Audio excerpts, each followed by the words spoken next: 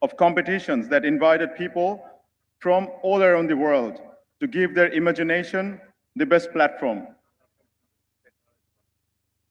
Joining us to talk about the voices of emerging innovators who dare to come up with new social business solutions, who dare to write social fictions instead of science fictions. Let me welcome on stage my colleague from Viva Ventures, Fairana Afsana, who will showcase the winning ideas from this year's social business design competition and social fiction design competition. Over to you.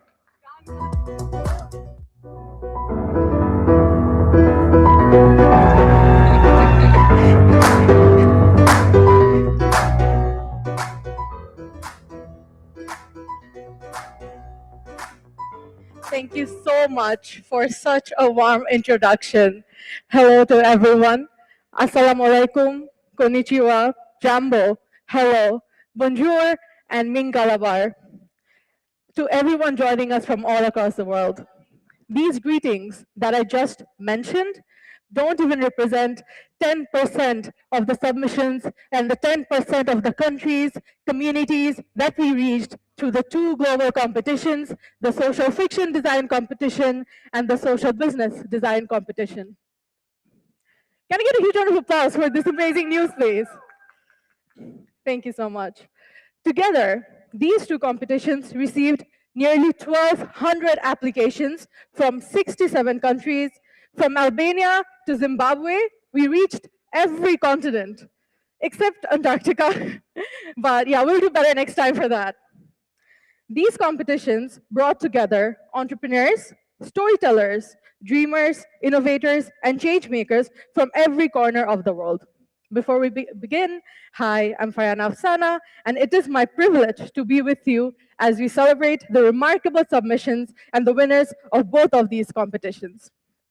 At first, let's start with the social business design competition. The social business design competition asked everyone from all around the world what kind of business can solve real problems while putting people and the planet first. This competition challenged people to think about creating social businesses from the world of a 3-0. And boy, did the world deliver. This year, we received nearly 760 applications from 49 countries, and the top 10 represented a staggering 1.3% of the applicants that reached the grand finale. So it's very amazing to see, sitting here today, the vision of a world of 3-0s that started as just an imagination from Sir has now reached all the continents around the world and has reached thousands of people all across the world. We saw teams coming from Kenya, Ghana, Nigeria, Sierra Leone, South Africa, Tanzania, Colombia, Bangladesh, and the Philippines, only in the top 10. So imagine what are the other countries that we reached all together. Collectively, they tackle some of the most pressing challenges our world is facing today. We saw the vision of Kenya of communities building circular economies where waste becomes income. We saw bold approaches in South Africa and Asia for artisan empowerment and for financial inclusion. Together, these finalists reminded us that social business is not simply about solving problems, it is about redesigning the systems. This year's submission represented all three pillars of Professor Muhammad Yunus's vision of a world of 3-0s. And before we even announce the winner, I would once again like to thank the jury for the grand finale of Social Business Design Competition. We were honored to have Dominic V. Doster, who of course brings deep experience as a social entrepreneur and sits as an executive board member of the YY Foundation. Dominic, if you're here in the room with us, I could love you to see a hi. Oh, there is Dominic. Thank you so much for judging the finale. Next up, we had Sharifa Sophia, an accomplished economist, and again, someone who clearly doesn't need much of an introduction in this room. She's a trustee of Al-Bukhari University, couldn't join us here for this specific session, but she's our dear friend. Thirdly, we had Dr. Fayaz Shah, Executive Director of the Yunus Center at the Asian Institute of Technology and a mentor to thousands of changemakers over 4 decades. Dr. Fayaz, are you in the room with us? If I could get a wave.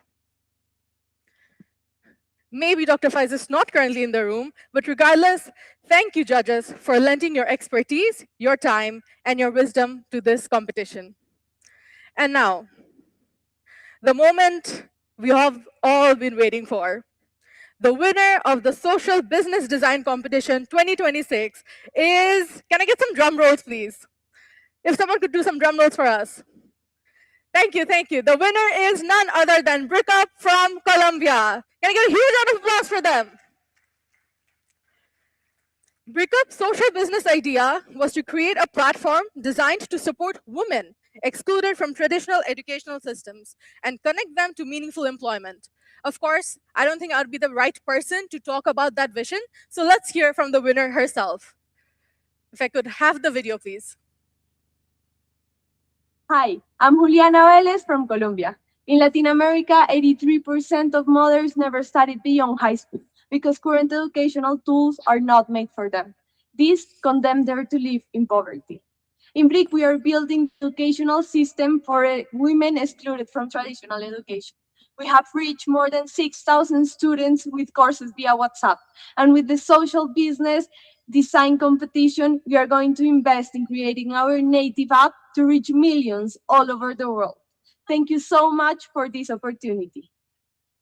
Can I get a huge round of applause? We wish Breakup all the very best, and we move into the next competition of today. And before I even begin talking about this competition, I would like to reflect a little bit on the wise words that were shared by Sir yesterday in our panel, where he emphasized the power of imagination. If you can imagine, you can build. If you can imagine, you can take the first step. And that is exactly what this competition represents. Social Fiction Design Competition asked the world, what would the life of a young person look like in 2050 if we are brave enough to dream beyond today's limitations? The Social Fiction Design Competition challenged artists using any creative platform to imagine that future. And what followed was, of course, phenomenal. This year, SFDC received 420 applications from 46 countries. Thank you, thank you. And only 10 finalists, approximately 2.4% of these applicants, reached the grand finale. And in these applications, we saw people daring to dream about a better Pakistan, daring to dream about a better situation and economy and community in South Africa, where the year 2050 lives in inclusion, in empowerment, and lives in a community that believes in building and growing together. So if SBDC asked how we solve problems, SFDC asked us to imagine what that success would look like. Because before every innovation comes imagination, and before every future becomes reality, someone must first dare to envision it. Of course, I would also like to extend my gratitude to the judges of the grand finale of Social Fiction Design Competition. And at first, we have none other than Miss Lamia Morshed. Lamia, you know who you are. Everyone in this room knows who you are. Can I get a hi from you? And can I get a huge round of applause for her? Thank you so much. We were also joined by Alex Counts, who is the founder of the Grameen Foundation and an accomplished author whose books on social entrepreneurship and microfinance have inspired change makers around the world. Alex could not be here with us today, but of course, we send him our deepest thanks for judging this finale. And last, we were joined by Ayn Clark Onya, the director and producer of the award-winning documentary, A World of Three Zeros. Safe to say, the top 10 were in really good hands. Thank you to our judges for bringing your expertise in social innovation, development, and storytelling to this year's competition. And now, again, the part we've all been waiting for. Whoop. The winner of the Social Fiction Design Competition is, drumroll again, please. Are we excited to know who the winner is? I'm particularly excited because the winner is Ong Jo Than from Thailand. Thank you so much. Ong has a very simple vision. In the year 2050, he sees social business as a tool that brings people together, and he wants this voice to go out to all the communities through storytelling. Again, Ong would be a better messenger to share his vision. So can we have the video from Ong, please? Hello, I'm Untitled Chapter, and thank you so much for the opportunity. I applied to this competition because I believe profit-driven businesses only deal inequality, and I want to present social businesses as a viable solution that can create a just and equitable future for all of us. I chose storytelling because it can connect us on a powerful level and inspire action. And with this win, I will document the stories of 5 social enterprises from my community already working towards a wall of 3 zeros. And I will present them with marginalized communities through screenings and capacity building sessions. Woohoo! Thank you so much, everyone. Lovely. Now, what's next for these change makers? Winning this competition is only the beginning. What follows is them receiving a grant money from the YY Foundation and and DPLC, where these change makers will be able to implement their idea and really support their community. What that looks like is the next 6 months of envisionment in action, of imagination in action. Congratulations once again to our winners. And we at YY Ventures and at UNU Center, we love creating these competitions and opportunities for change makers, for visionaries to come up and be bold. So if you like to partner up and would love to discuss this more, we are always open. I'll of course end this segment by thanking again our lovely partners who have helped us make this competition real. And I'll end this segment by adding a very short reflection. The future belongs to those who dare to imagine it and those who dare to build it. So thank you so much, everyone. Have a wonderful rest of the event.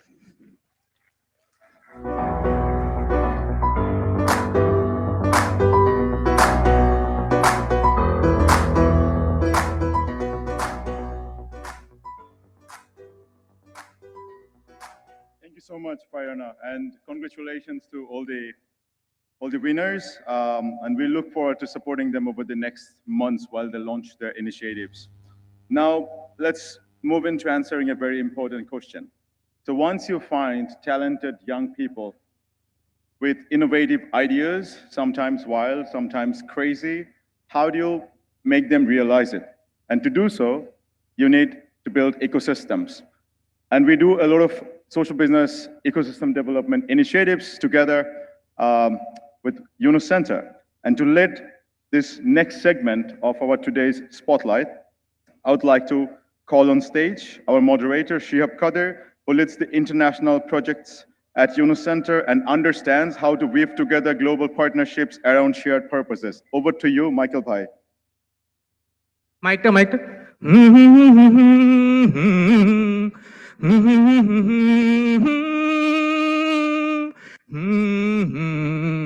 La la la la la la la la la la la. Zoo zoo zoo zoo zoo zoo. Grameen Healthcare told me that they will give me $500 if I can dance for the first 5 minutes, and I will share with all of you if you start clapping. La la la la la la. Zoo zoo zoo zoo zoo zoo. 1, 2, 3 zeros. Ow! Ladies and gentlemen, I'm wearing a suit. That means I'm here to talk about something very important. Let me take the energy in. Every time I come on stage, they give me the session right after lunch. And after lunch, আপনারা সবাই ভাত টাত খেয়ে খিচুড়ি টিচুড়ি খেয়ে এমন একটা ভাত ঘুম দিবেন তখনই আমাকে ডাকে. So I'm compelled to sing along like this. So I apologize for my stage presence. I have a quick question for you. How many of you has ever bought a lottery ticket? Raise your hands. Did anybody buy a lottery ticket? All right, some of you. And how many of you have actually won a lottery ticket? Won the lottery? Anybody? Oh, one of you, that's good. For me, every year I win the lot. Every year when I come to the Social Business Day, I feel like I won the lottery because I'm amidst such amazing energy, 30 club members, social business entrepreneurs, Nobel laureate Professor Mohammed Yunus. So it's like I already won the lottery. Don't you feel the same way? Is it too cringe? Thank you. On that happy note, let me invite on the stage my new best friend from the Netherlands, Lydie Sievers. Come on in. Give a round of applause for Lydie.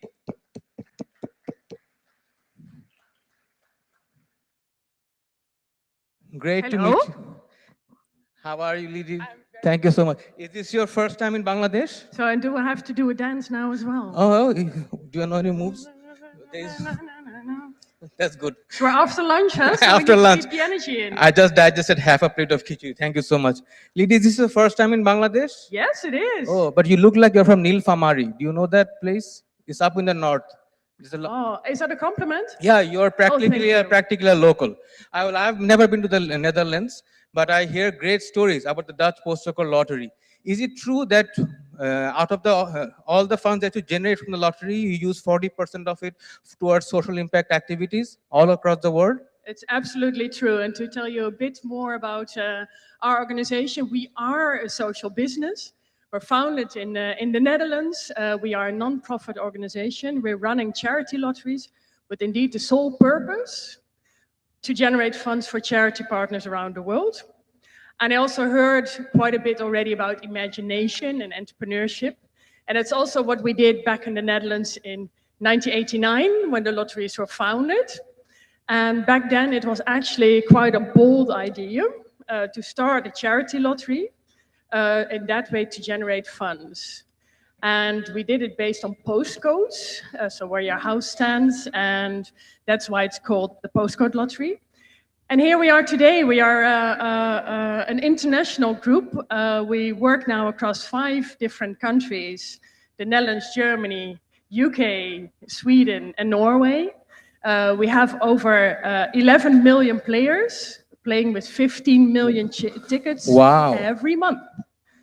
Fantastic. And that way we can support the YY Foundation. Fantastic.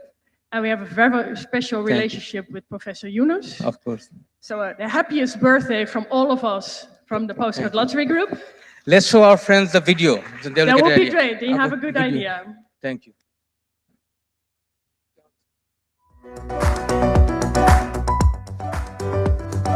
The humble postcode, a set of numbers and letters that hold a lot of power.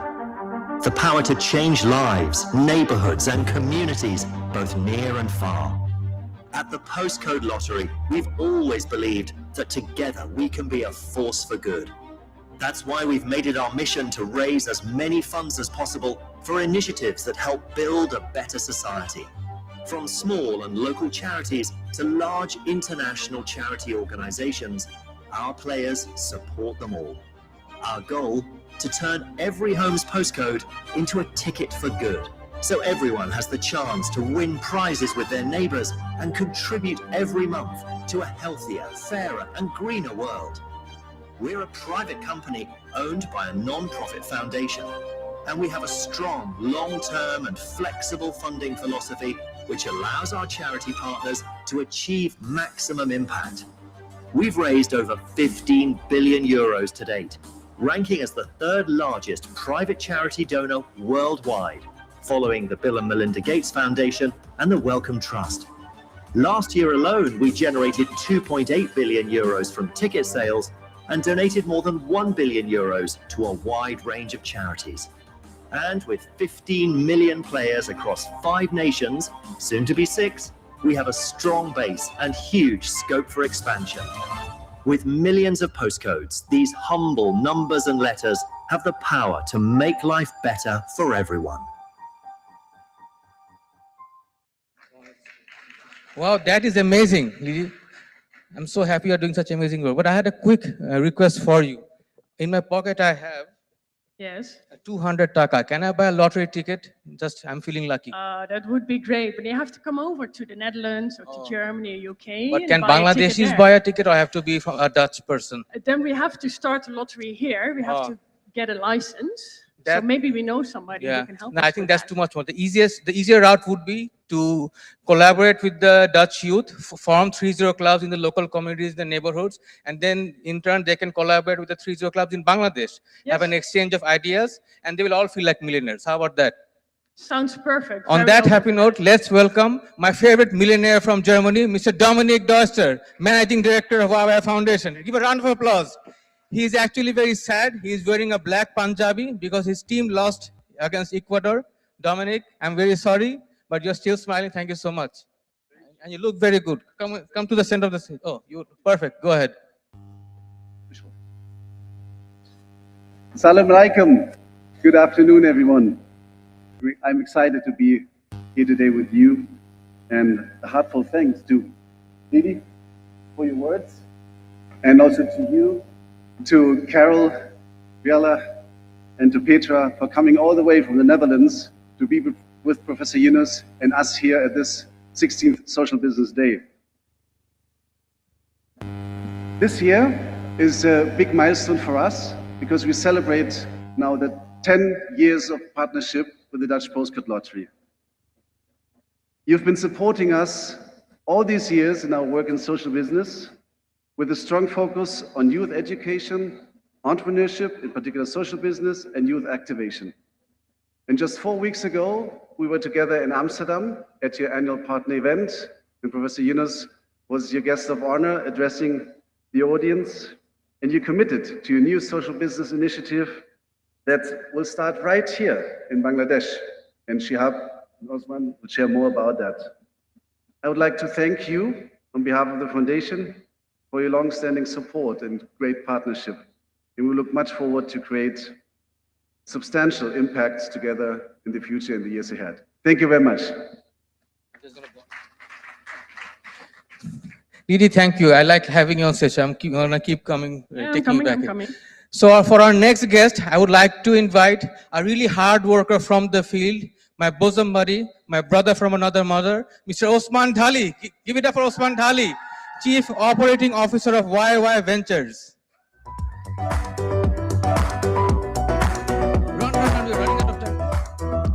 I just want to share something personal. Actually, personally, me and Osman were really fair. We were really handsome. We were as fair as Lidi. But working in the ground, we turned like, we don't have good sunscreen. So that can be a good social business idea. So I'm not Shamla, but I'm not Osman, why don't you share us what do we do exactly on the field in collaboration with Dutch Postal Code Lottery and YY Foundation? Once we have the strategy in place, once Lamia Apa, Professor Mohamed Yunus helps us formulate the entire thing, when we are actually on the ground in the LATAM region, in Brazil, Colombia, Mexico, be it in the 9 countries in East Africa. Do you remember them? Where we work? Kenya, Uganda, Rwanda, Tanzania, Zimbabwe, and even in Asia. What are the common steps that we do to empower the youth? Go ahead. First of all, I would like to thank everyone, especially Shihab Bhai, to invite me to the most energetic spotlight session at this Social Business Day. What we do, we reach out to find the right minds, right entrepreneurs around different corners around the world. We do different activations and awareness campaign to see what is there in the field, what is present, what ideas are present. We do different kinds of idea validation workshops to identify what is feasible in different areas, what makes sense considering the locality and the community. And then we put them into incubation programs where we provide them different kinds of supports, training, and financial access so that they can grow and make their business sustainable. And in the long run, we work with those entrepreneurs to make those businesses social business. Perfect. And Lydia, I also just want to assure the 21 countries that I mentioned, everywhere we go, it's not like a cookie cutter approach. Our entire approach is tailored and nurtured as per the locality, as per the neighborhood.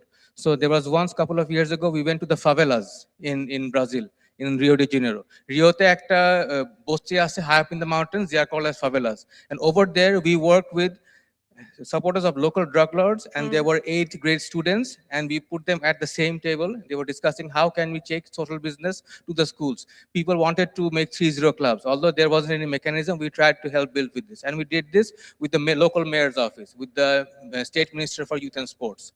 But when we went to Mexico, it was a different ball game. We couldn't get the help of the mayor. We had to take help from the local city councils. So every country, every platform we go, we have to design the ecosystem a bit differently. That sounds very good. Thank you for explaining that. See all my receding hairline and the white gray hair? It's because of that, it's all the stress. And to sum it all up, I would like to invite Lamia Apa on stage, Bono's favorite friend from Bangladesh, Lamia Morshed, Rajin in our circles. Apa, if you could just sum up and tell us how you guided the entire, you want to use the mic, sure. Thank you so much. So from my previous speakers, you understand the scope of this ecosystem development initiative that we have together with the core organizations represented on the stage. The reason UniCenter developed this initiative is very simple. Social business cannot grow in isolation. Young people may have ideas, they may have the energy, commitment, passion, but they also need mentors, universities, networks, local partners, funding pathways, and platforms where they can test and develop their ideas. Through the Social Business Ecosystem Development Initiative, we wanted to build those conditions. The objective was not only to organize activities, but to strengthen the environment around young people and social business entrepreneurs so that the ideas can move towards real action. UniCenter developed the proposal, the strategy, the implementation plan with this ecosystem approach in mind. YY Ventures helped co-implement the activities in the field. YY Foundation, of course, is the partner with the DPCL, supported the entire structure, stewardship, and developed the partnership. And Dutch Postcode Lottery, of course, made the whole work possible through its support. I was very excited to announce that it's been 10 years, and we hope, and thank you very much, Lydie, and all the colleagues from Holland for coming to Social Business Day this year. I hope this will deepen your commitment and support to social business in the future. So the main beneficiaries were the young people, the universities, the YSBCs in our network, the 30 clubs, social business entrepreneurs, local organizations, and ecosystem builders. They benefited through awareness, capacity building, networking, mentoring, and the practical exposure to social business. The outcome is that we now have stronger connections, better local engagement, more youth participation, and a clear foundation for future incubation and social business development. The next phase should deepen this work by supporting stronger youth-led social business pipelines, connecting more universities and partners, strengthening more and building more 30 clubs, and expanding the model to other regions. This initiative shows that when funding, strategy, local implementation, and institutional commitment come together, we can really create the conditions for social business to grow, flourish, scale up. This is the larger value of this work. Thank you very much again to DPCL for coming to Social Business Day this year. Thank you YY Foundation for bringing them. Thank you UniCenter, Shihab and team, and also thank you YY Ventures for being a strong partner in this work. Thank you very much. Thank you. I would also like to request, there are other 3 friends coming in from the Netherlands. If you could just stand up, and everybody please clap for them. It's their first time in Bangladesh. Give them the warm Bangladeshi Shuki welcome. Didi, how do you say go Netherlands? Like to root for that in the World Cup? Oh, the World Cup. Yeah, we're going to win the World Cup indeed. Really? Yes. You are saying that to a room full of Brazilian and Argentinian supporters? I hope you will all support us. How do you say go Netherlands or go Dutch in your local language? Hup, Netherlands. Hup, hup, Netherlands. ওরা সবাই একসাথে বলেন ভাই, তাহলে একটু আমাদের সুবিধা হয় একটু থাকবে। Hup, hup, Netherlands. Wow. You have a very strong power. Super. This is the first time in Bangladesh since our independence, a room full of Argentinian supporters rooted for Netherlands. I hope so. Quite an impactful lady you are. Thank you so much. Thank you so much, Thank ladies and you gentlemen. so much. I would like to request all my friends on stage to come down and take a picture with the Nobel Peace Laureate, if he's willing, and the other DPCL colleagues as well. Thank you so much. Of course, you're there, part and parcel.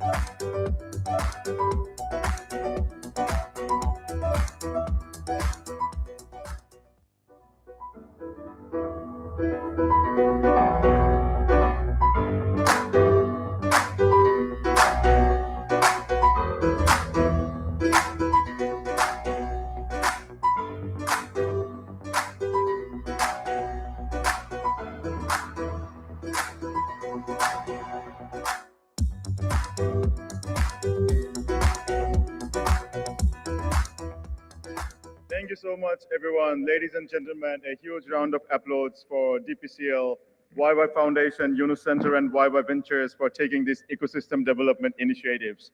So over the past 1.5 days, even in this last segment, you have heard about 30 clubs. This is the segment we try to deep dive a bit further. Today is, of course, our favorite professor, Professor Muhammad Yunus's birthday. it is also the birthday of 30 Club. 5 years ago, we launched this initiative where 5 young people would come together between the age of 12 to 35, have a very small specific focus area. For example, creating jobs, donating bloods, planting trees, saying no to red meat once in a month or once in a week, making a small commitment by saying that every day when I'm at my dinner table, I'm going to ask myself, where is this food coming from and where does it go? And today, we have more than 7,030 clubs in 67 countries, and it's possible because of the tireless work of our colleagues across the world who support this initiative. Can we also appreciate their work? And to lead this segment, I would like to welcome on stage my colleague at Viva Ventures and 3Z Global Center, who works tirelessly to keep this initiative thriving, Ankita Sohel, manager at 3Z Global Center.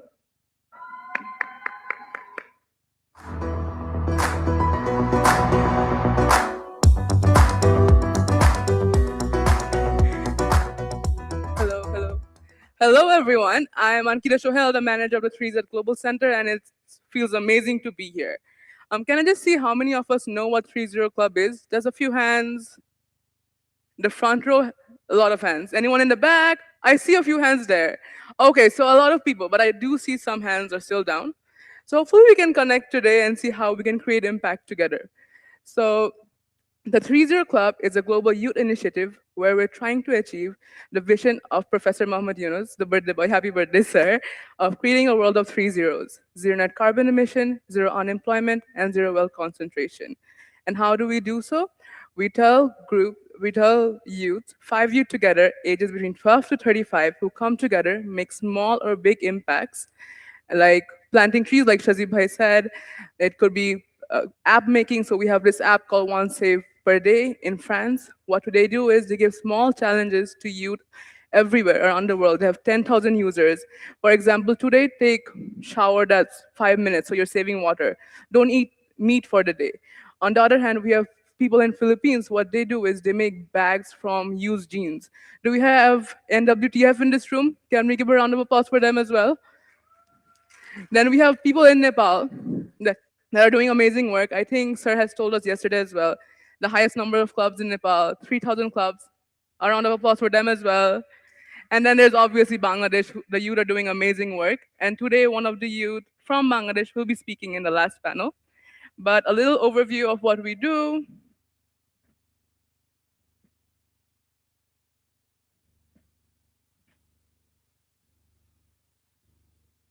Sorry.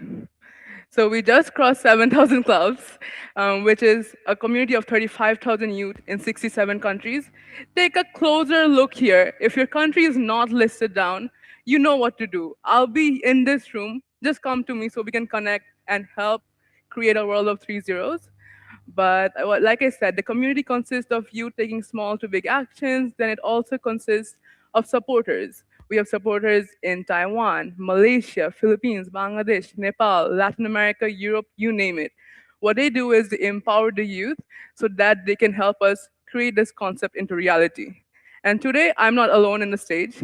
Someone, a 30 Club member, flew all the way from Taiwan so that she can share a few words about her activity. Daisy Lu, are you here? And then we also have someone all the way from Negros. Sandra, are you here as well? Could you please come up on stage? They'll be sharing about their work.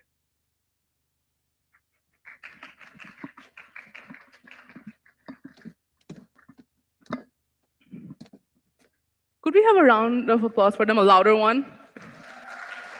Because I think it will get louder after you hear about your work. So I'll start with you, Daisy. Daisy has been a 30 Club member for a while, but she also works for the support organization in Taiwan. So Daisy, tell us about your work. So I know you're doing the 30 Doers. I know you have been organizing different camps for Taiwanese youth. So can you please share what you do? Okay, thank you. Good afternoon, Professor Yunus, moderator, and all friends. My name is Daisy, and I'm from Taiwan. I'm honored to be here, and I would like to share my journey. I first learned about the 3 zero vision when I was in university. At that time, My classmates and I started a 3D Roll Club. We care about the 3D Roll vision and children's education. So we went to elementary school and held sustainability camps. From this experience, we help the children learn about environmental protection. And I learned about the 3D Roll vision is not only a big global vision. It can start from a campus or small activities. The young people do not need to wait until they have many resources. They can do what they have. In my senior year, I went to Cambodia as an international volunteer. I taught local students computer and Chinese skills. This journey helped me know that education is more than sharing knowledge. It can change a person's life and is closely connected to visual appointments in the 3D Roll vision. After graduation, I joined the Foundation for Union Social Business Taiwan.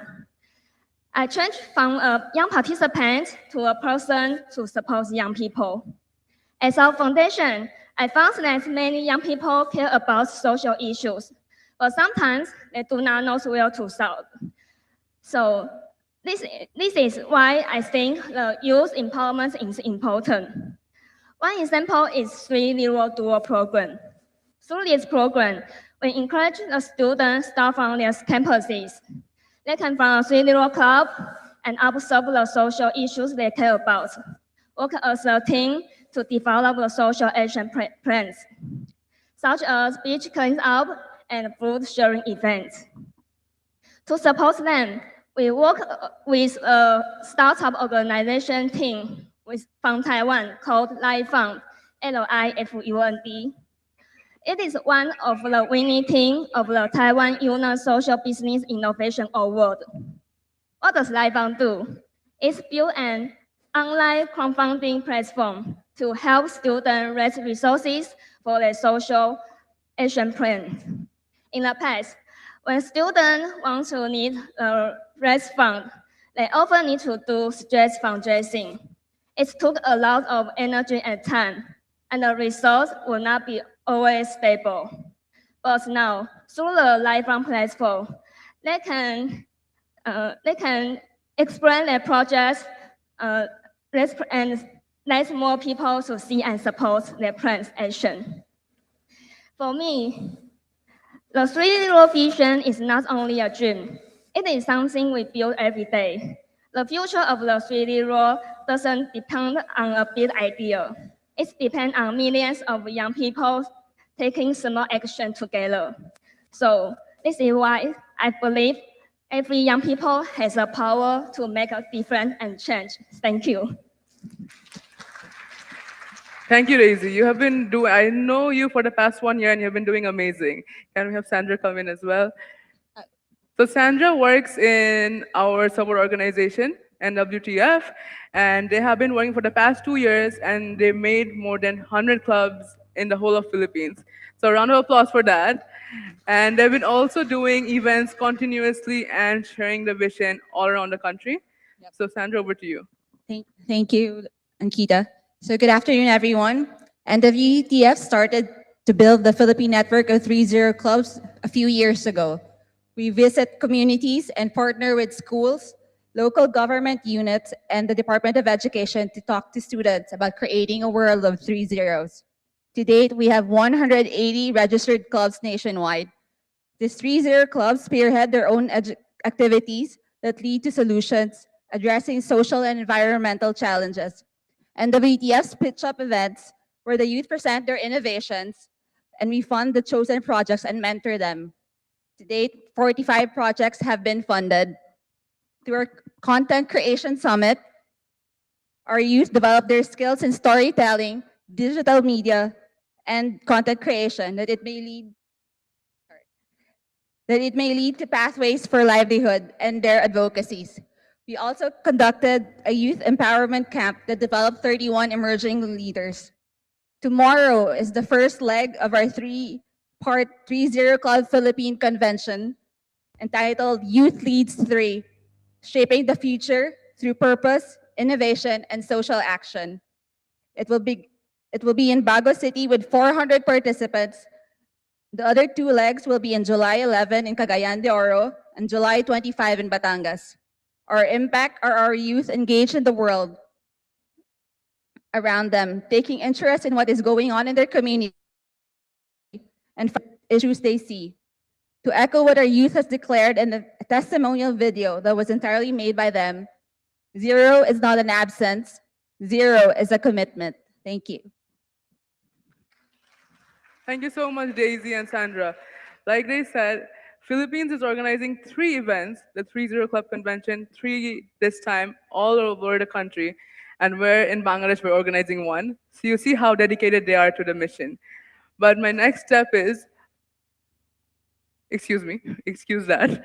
A lot of you did not raise your hands. We do have a stall and we do have more than 10 30 clubs present here. Take a moment, talk to them, see what this is all about. You'll be inspired by what the youth can do all around the world. So this is just a small step, and I hope we can actually create a world of 30s. Thank you.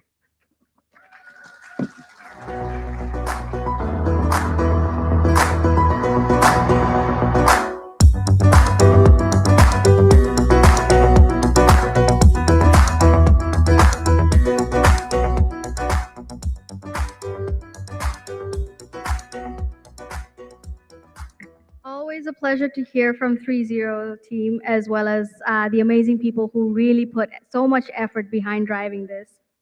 Next, we have something super exciting. I would like to invite Mr. Chris Fussner, who's a founder and owner of Trans Technology Private Limited, on stage to share the vision behind the UNIS initiative at George Washington University and its role in advancing social business education and innovation. Could we have a round of applause, please? Thank you. Can you hear me? Okay, ladies and gentlemen, boys and girls, thank you so much for inviting me. And thank you all for being here today, showing your commitment and compassion to make poverty in a museum.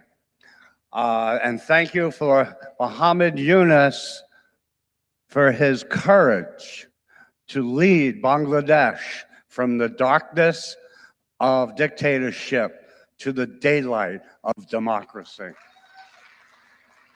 The students demanded that he take that position, and he did a great job.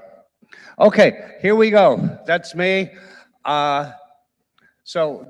This started years ago, actually 21 years ago, before Professor Yunus had his Nobel Peace Prize. So it was set up by myself and Dr. Jane Ives. I fund it, and Jane Ives does all the work with Lamia, Zena. And special thanks, when we were here 21 years ago, to Professor Latifi, who worked on the MOU with us. He did a great job, and thank you for your guidance. Okay, next slide.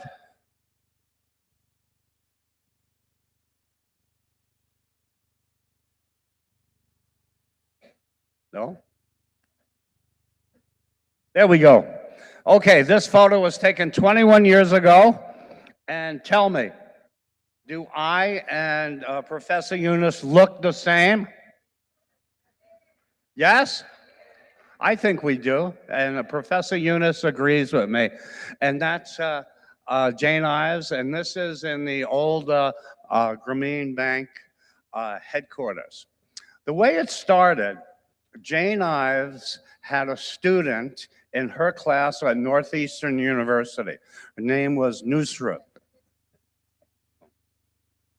There we go. I have my own controller. Nusrat. And her father was on the Grameen Bank board and a friend of Muhammad Yunus, and his name is Mahin.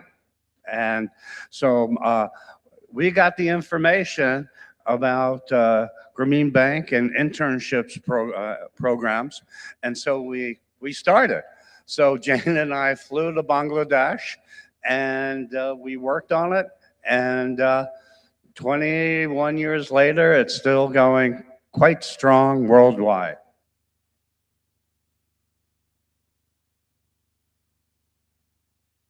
Uh-oh. Uh-oh.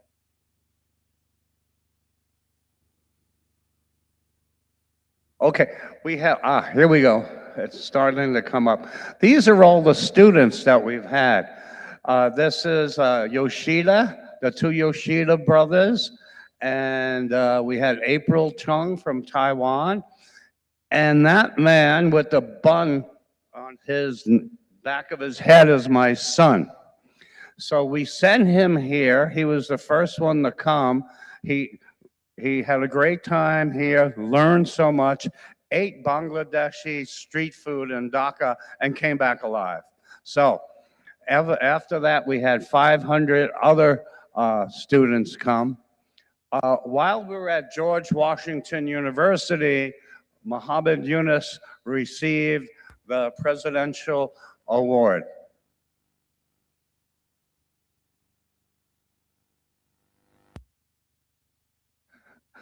So actually it started at Thunderbird.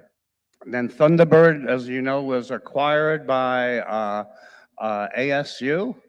And then so we moved it to George Washington University. A classmate of mine is a professor of there, and we're friends with the dean about 3 deans ago. So we moved it there. It's doing great. These are just a few of the institutions, the universities that have been here. The impact on a student who's traveled maybe London, Paris, Rome, you know the deal, and then he or she comes to Bangladesh. What an eye-opener. And then they're educated by Grameen Bank, Muhammad Yunus, on poverty and poverty eradication and microfinance. Big eye-opener for these students. We've had 500 over students, and they're still coming in.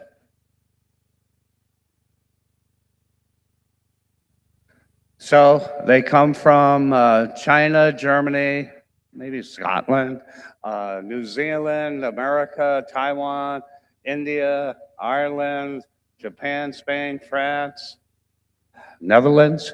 Anyhow, from many, many countries have come here and have really experienced a wonderful time.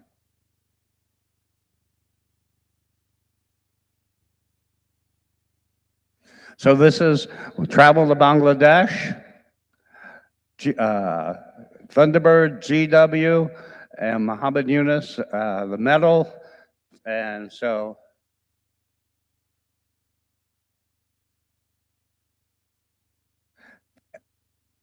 and that's it. Thank you. And looking forward to sending another 500 students here to Bangladesh and also to Nepal, and looking for many more years of democracy and economic development here in Bangladesh and the world over. Thank you.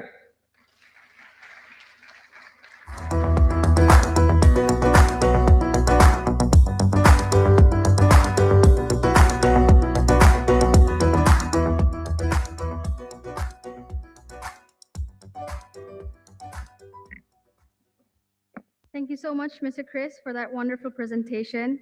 Next, we have something super interesting as well. I would like to welcome on stage Mr. Imadul Islam, Senior Research Fellow of Ocean Policy Research Institute, the Sakawa Peace Foundation, who will be presenting the collaboration between the Sakawa Peace Foundation as well as Yunus Center on sustainable ocean management planning and the promotion of blue economy. Can we have a round of applause, please?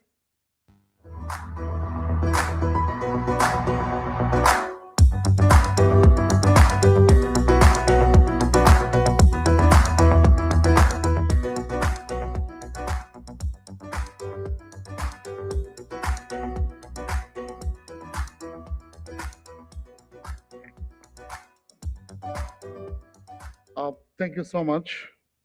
Yeah. On behalf of Sasakawa Peace Foundations, I must say thank you to Professor Mohammad Yunus. On triple celebration on his 85th birthday and 50 years anniversary of Grameen Bank and 20 years anniversary of his Nobel Peace Prize. It's such a pleasure moment for us, and our foundations is based on the Tokyo for congratulate for his wisdom and shining the world. So I would like to start with some of very important issues in the world that with the start of one comment, it's from David Attenborough. He delivered a very powerful speech that after almost 100 years on the planet, I now understand the most important place on earth is not land, it's sea. With this, we actually, in the Japanese way, call ocean is the mother of life. So why it is actually? Because the life began in the ocean is 3.5 billion years ago, and it's also called the cradle of biodiversity. It's a climate regulator because absorb almost 90% of Earth excess heat, and also it's provided us almost 3 billion people job and our life and livelihood. So there's another narrative, it's called that the ocean is not just a body of water, it's the bloodstream of the global economy. So if you see that as this social business day, the Professor Mohammed Yunus and his peace ideas is in the fracture world, you see it's totally depend on the geopolitics in the oceans. Even in the Hormuz Strait, Malacca Strait, Indian Oceans, and different parts of the world is totally aligned with the oceans. So, because it's a bloodstream of the economy. So if you would like to do something regarding the exit welfare for the society, it totally depends on and to working on the oceans. With this, in Bangladesh, actually, we have a very big ocean. It's called the Bay of Bengal, and it's also the part of the Indian Ocean. Sometimes we call the Great Middle Bay. It's about the more than 3.2 billion population in the Indian Ocean. But one of the main oceans in this parameter is the Bay of Bengal, which combines the population near over the 2 billion, of which almost the 40% they are living in the shoreline within the 400 meters, and they are the vulnerable in the many ways. And the Professor Mohammed Yunus and his visions actually fully align with it. And he, during his period in the interim government, he tried to promote the ideas how can we use our Bay of Bengal resources more perfectly for ensuring the welfare and sustainability for this 2 billion populations. But there the main narratives now emerged again in the new world order. The sea is undergoing its historic transformations, and maritime geography in once again became central to global power, economics, peace, technology, traditional and non-traditional security.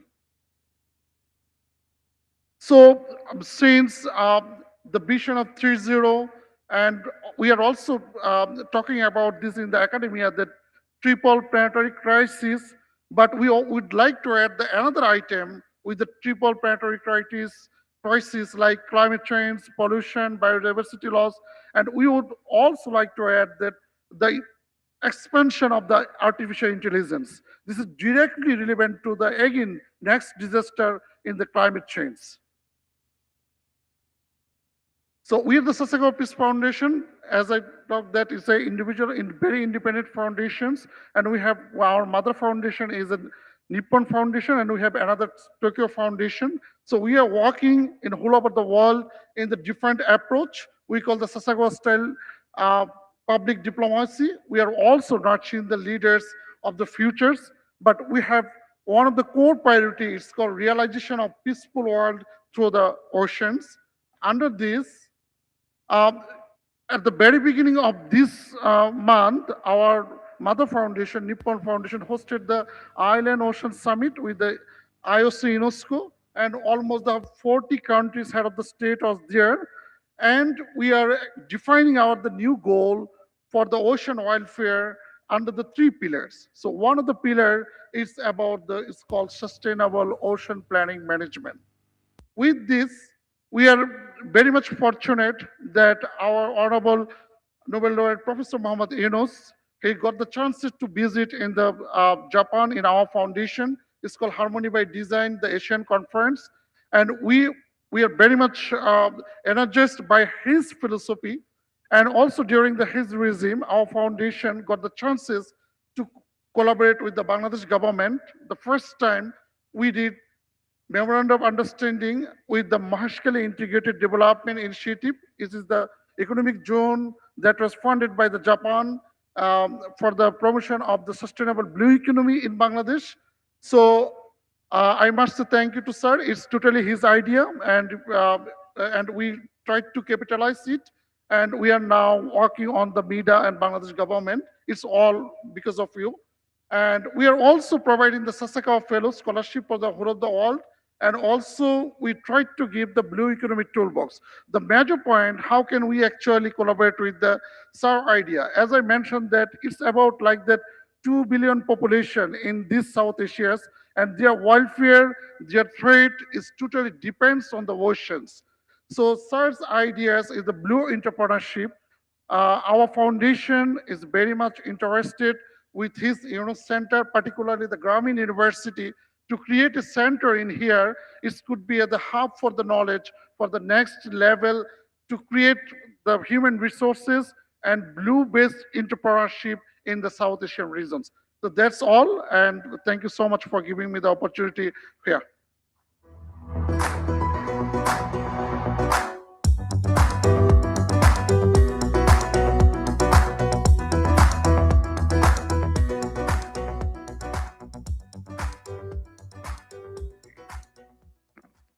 Thank you so much, Dr. Imadul.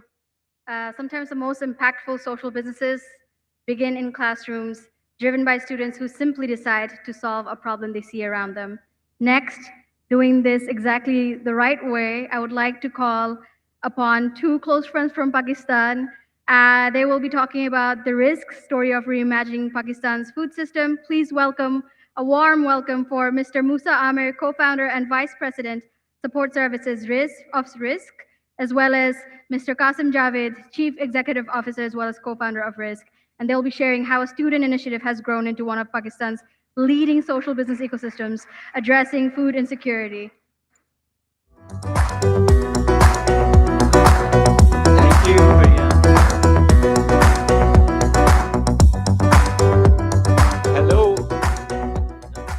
Hello, everyone, and thank you for such a generous introduction.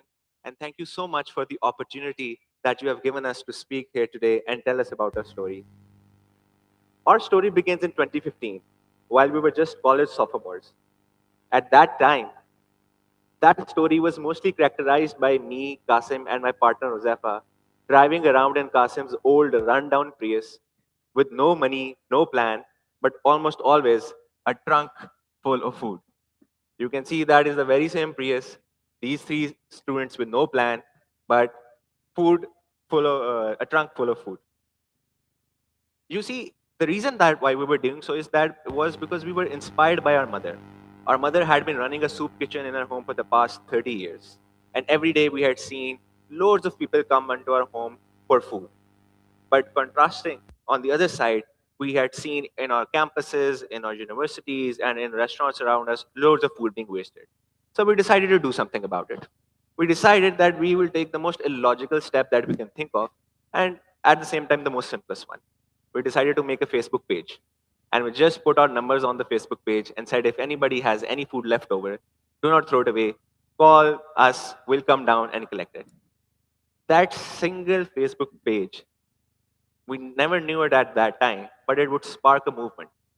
And it sparked a movement where hundreds of students from various universities across Pakistan began to run their own food security and food rescue missions.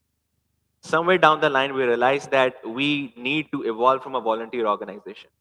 And hence, we started to investing in our own fleets.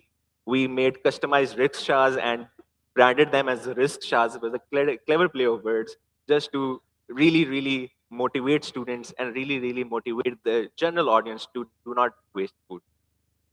And slowly, as we were addressing the food wastage problem, we realized that the urban food nutrition problem in Pakistan could not be addressed by using food wastage alone. We needed to really invest in the urban nutrition systems. And we realized at that point in time that in Pakistan, there is no structured network of food banks. So hence, we did just that. We created Pakistan's first network of food banks, scaled up to 30 food banks in almost 1.5 years across some of the most heavily populated cities within Pakistan. And for the next couple of years, we thought that we were right on track. We thought that we had, cracked the problem, we had given the solution, and we thought we were feeding more people and it was progress. All good. However, 2019 came with something else. It came with the pandemic. And in that pandemic, the entire supply chains collapsed. As the entire supply chains collapsed, food inflation started to rise. With food inflation starting to rise, our entire financial modeling just got messed up.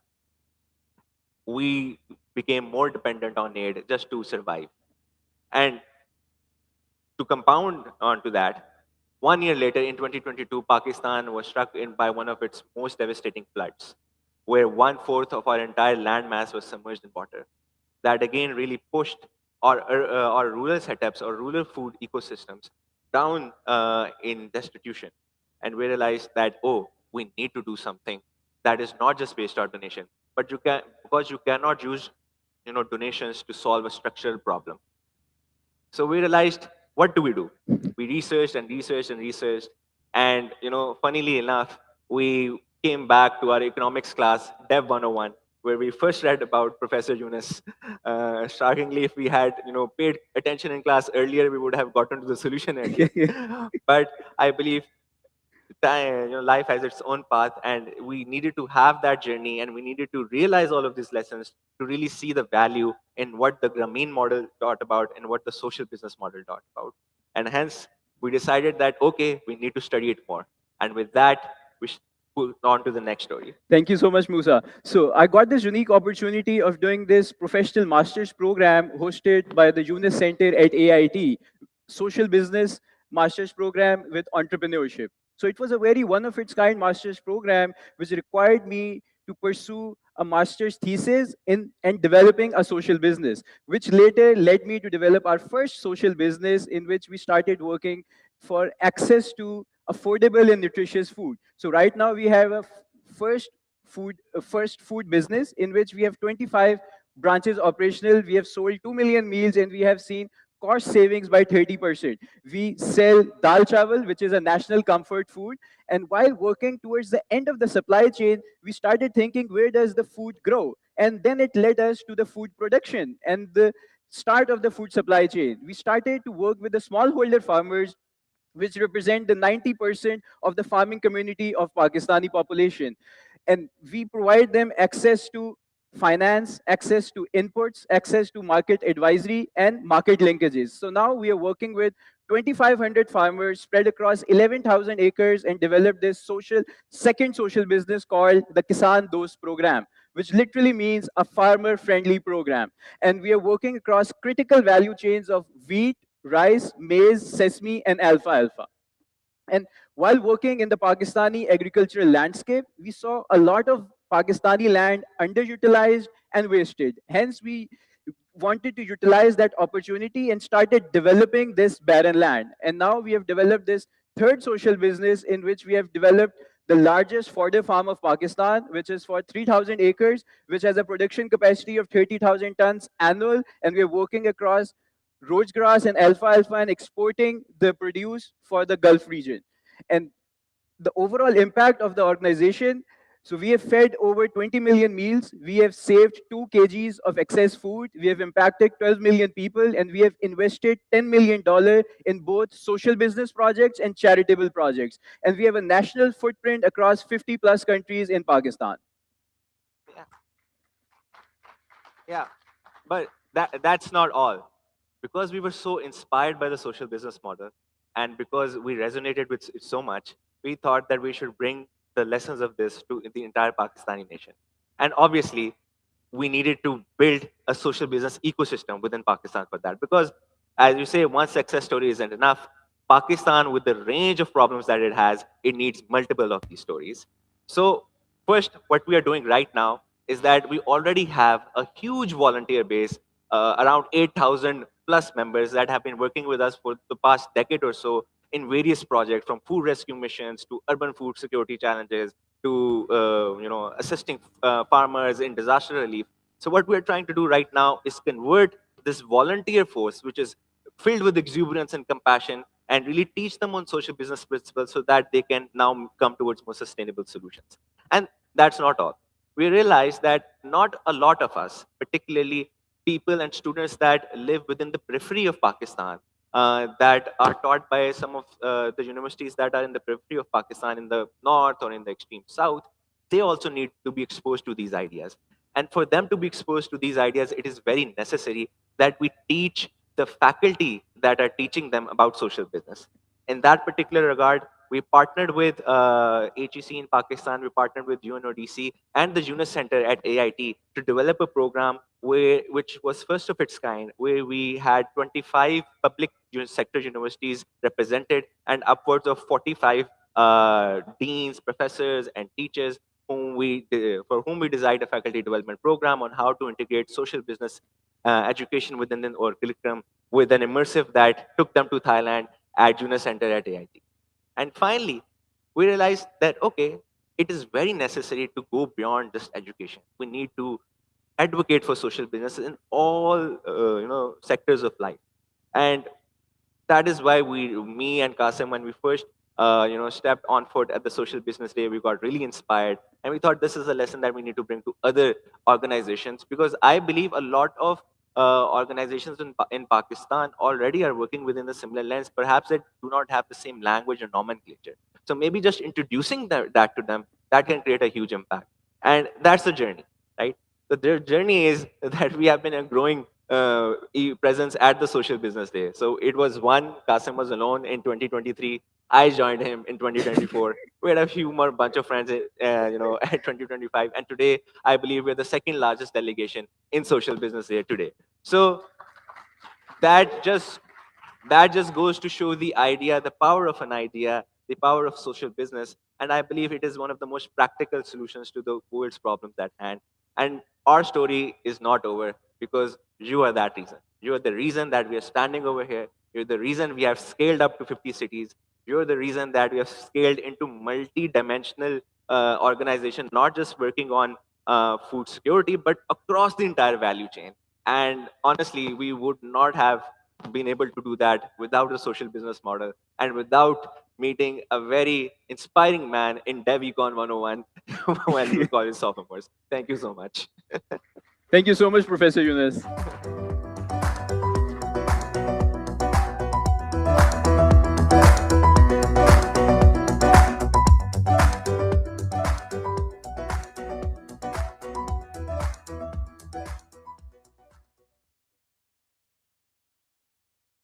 Thank you so much for that lovely presentation.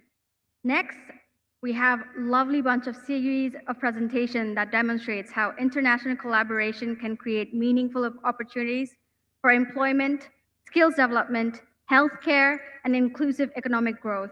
Together, these initiatives highlight the growing partnership between Bangladesh and Japan. So please give me a round of applause while we introduce Mr. Suniaki Hirao, President of Japan Action Tanks Association. Could we have a round of applause, please?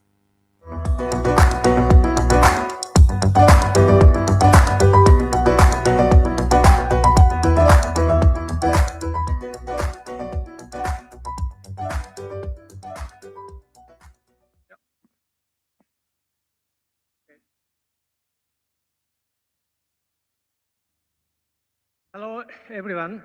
My name is Hirao. I'm learning Japan Auto Mechanic School here in Dhaka since 2012 with Gravin Sikka as a social business. We teach Japanese language and automatic skill to young Bangladeshi people coming from disadvantaged family.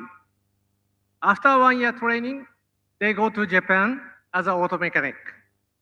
Currently, there are many young Bangladeshi people working in Japan. Today, I'd like to introduce the new social business project under the leadership of Professor Yunus. Okay. Last year, the Professor Yunus visited Japan as a chief advisor and had a nice meeting with the Japanese Prime Minister Ishiba at the time. Bangladesh and the Japan government signed on the MOU, and Bangladesh will send 1 lakh of people to Japan to cover the shortage of the Japanese labor force. Okay. Government provide the national nursing school for the caregiver training, while Japan Action Tank provide the Japanese language training and the caregiver training. Currently, you can see the bottom from left-hand side, Grameen Caledonian College of Nursing, Shei Bangla Nursing College. Now we have 2 schools with 100 students. And then we will open the Chittagong school very soon.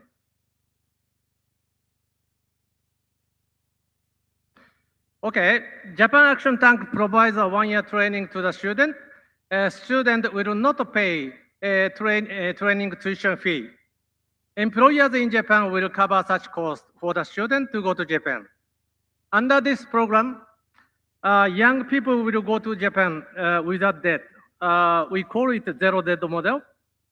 Under the zero debt model, primary purpose will be given to the young people from disadvantaged backgrounds. Since Japan Action Tank is non-profit organization, it shall not pursue any profit. The project is run as a social business. Okay. And this shows the maximum quota of the SSW workers in Japan. Currently, Japanese government provides a SSW visa for the 19 industries. Each industry has its maximum quota. Unfortunately, restaurant workers already reached its maximum quota. Okay, let me explain the situation in Japan. SSW market in Japan has become highly competitive. Many countries now send SSW workers to Japan. SSW worker can leave and take another job position from day one of their employment period. That's why employers see this as a significant risk in hiring them. Bangladesh very new to this market with very limited presence. Bangladesh are not well known to the Japanese, unfortunately, except Professor Yunus.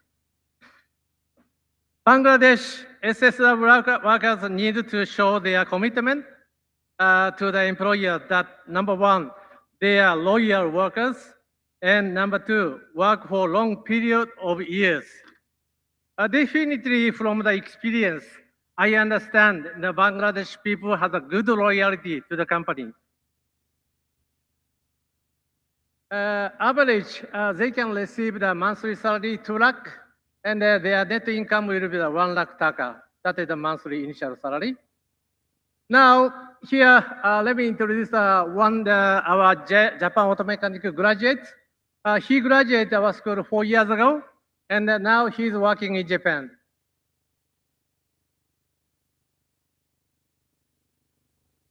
Voice, I please. am Bangladeshi and auto mechanic working in Japan.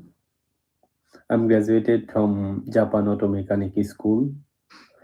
4 years ago, I came to Japan, and since then, I'm working in a Japanese company. While working in the company, I studied hard and passed National Auto Mechanic license. With the license, now I can change my visa status from specified skilled worker to regular employee, which means I can stay and work in Japan infinitely. And also I am able to bring my family in Japan to live with me. Through studying and finding the opportunity to work in Japan, my life has changed dramatically. I take the opportunity to thank Japan Auto Mechanic School and also want to encourage the young people now watching my message to study and work hard to find your own success in Japan. Thank you. And thank you. He earned a lot of money. And recently, Mahido, learned the Japanese language school in Bilpur as a second business. Okay, look at this, picture. Do you remember yesterday's Professor Yuno's story? Okay, now you can see the bonsai in your left-hand side with a container, small one. Okay, Mahido was the, bonsai guide before joining the, Japan Auto Mechanic School. But after, he had a chance to go to Japan, now he became a big tree. That is a success story, right? Okay, this is a bonsai story. Okay, so finding job opportunity in Japan through social business is fantastic. Okay, we want to solve the social issue, both Bangladesh and Japan at the same time. Okay, that is our purpose. By taking this opportunity, I'd like to say special thank you to Professor Yunus-san and Ramia-san and Ashraf-san and Nurjahan-san. Thank you so much.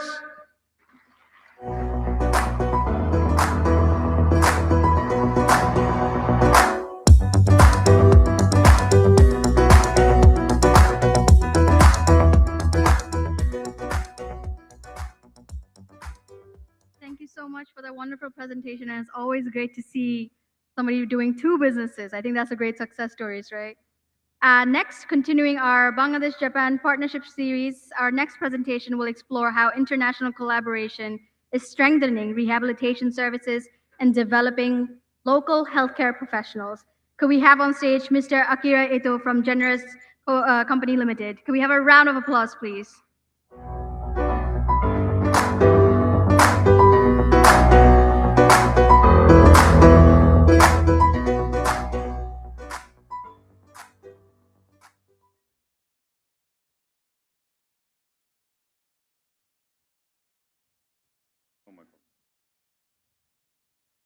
Okay, no problem. Assalamu alaikum, Kemon Asen. Good afternoon, ladies and gentlemen. First of all, I have a dream. I want to create a future here in Bangladesh, where people who suffer from stroke can smile again, regain their independence, and return to society with confidence by the power of rehabilitation. I believe that it is necessary to achieve zero unemployed. My name is Akira Ito. I'm a rehabilitation professional from Japan. I came to Bangladesh because there are lots of people who need a professional rehabilitation. Why? As many you know, Bangladesh has achieved remarkable economic growth in recent years. As this country develops and people live longer lives, non-communicable diseases are becoming more common. Among them, heart disease and stroke are major challenges.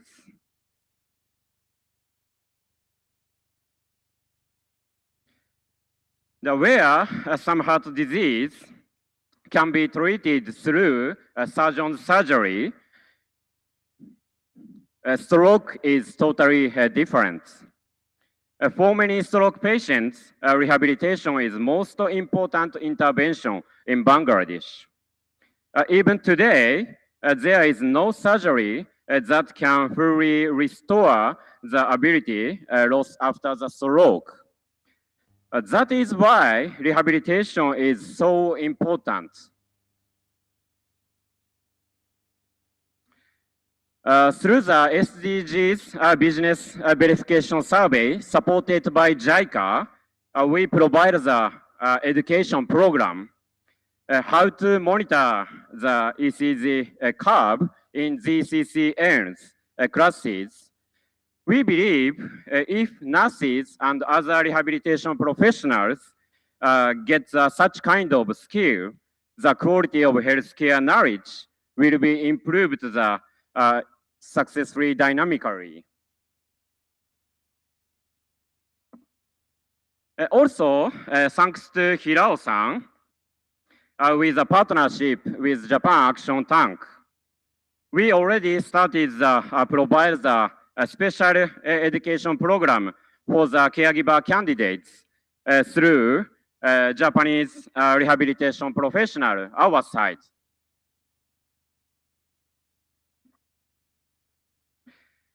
To all the people, especially the young people here today, I have one message. Rehabilitation is a wonderful professional job. You can help people more again. You can help people becoming independent again. You can help people return to their family, their workers, and communities. It is a necessary job to achieve zero employees all over the world. And I would like to share the basic philosophies as rehabilitation professional because it is very closely related to the Dr. Yunus speech yesterday. The keyword is selflessness.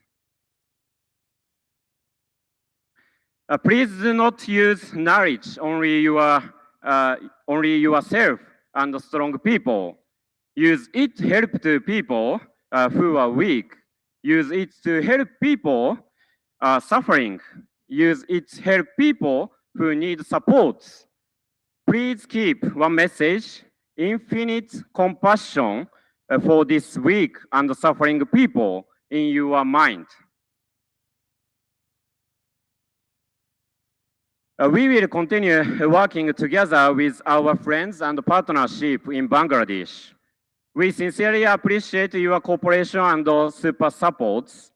We are also very welcome to collaborate with everyone who share this vision. Together, we can create a better future for rehabilitation in Bangladesh. In the end of my presentation, let me share once again to share my dream. I have dream rehabilitation will make a more smile, more job opportunity, and will contribute to the achieve zero employees. So thank you very much. ありがとうございました。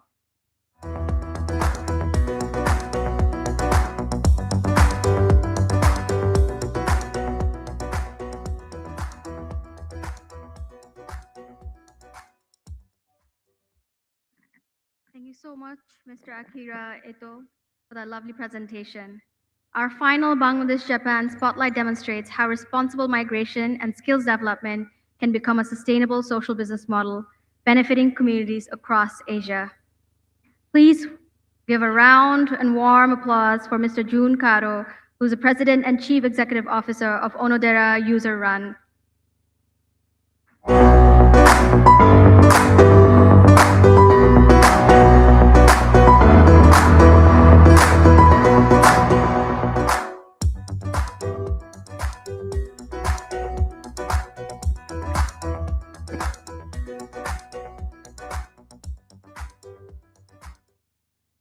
Assalamu alaikum.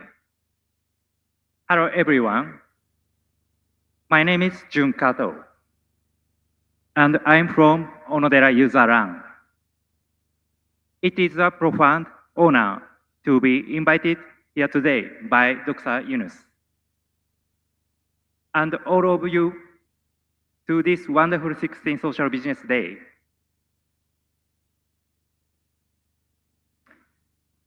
Our mission is simple yet powerful: to nurture people, connect communities, and bring happiness to the world.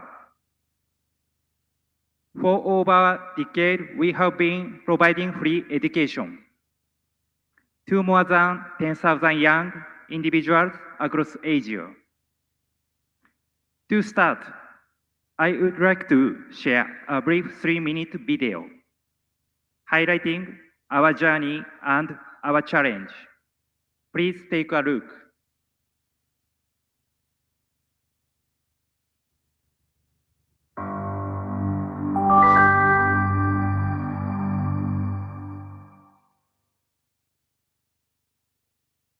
We, Onodera User Run, establish and operate our own tuition-free educational institutions, OUR Blooming Academy, across Asia, providing free education to local young people who aspire to work in Japan. Our mission ensures that even those unable to access education due to financial constraints are given a chance to learn and acquire skills. Only highly motivated students with exceptional character and academic ability can graduate from our academies and secure employment opportunities in Japan. OUR Blooming Academy currently operates in 5 countries: the Philippines, Myanmar, Indonesia, Laos, and Uzbekistan. In the future, we plan to expand our academies to Mongolia and Bangladesh. To date, we have educated more than 10,000 specified skilled workers. We have created a unique model called OUR Straight Through. From operating educational institutions overseas, to providing free education, to placing specified skilled workers, to supporting daily life in Japan, and helping them build long-term careers. We provide seamless, end-to-end support throughout every stage of their journey, empowering global talents to realize their happiness. Dr. Muhammad Yunus advocates a world of 3 zeros, a socio-economic vision for a world with 0 poverty, 0 unemployment, and 0 net carbon emissions. To contribute to the realization of this socio-economic vision, OUR Straight Through focuses on 3 key pillars. Number 1, realizing equal educational opportunities through tuition-free education. We establish educational environments that maximize the potential of highly motivated Asian youth, backed by a sustainable business model that supports this free education structure. Number 2, realizing a cohesive society on a global scale across borders. By enabling Asian youth to thrive in Japan, we promote their financial independence and create a positive cycle that benefits their home countries across Asia and Japan. Number 3, cultivating a youth entrepreneurial spirit. The OUR Straight Through scheme is designed to nurture talents who will leverage their employment and life experiences in Japan to become future leaders in Japan, their home countries, and the global community. We strive to address social challenges such as Japan's workforce shortage and economic inequality across Asia, thereby contributing to a more sustainable and inclusive society.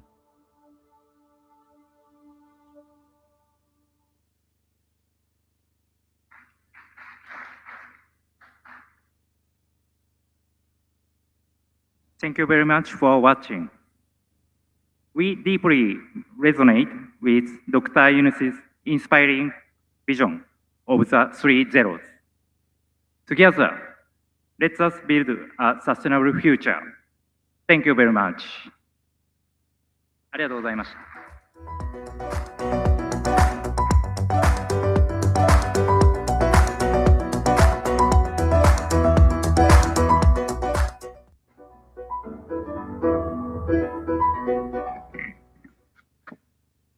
Thank you so much, Mr. Karu, for that lovely presentation.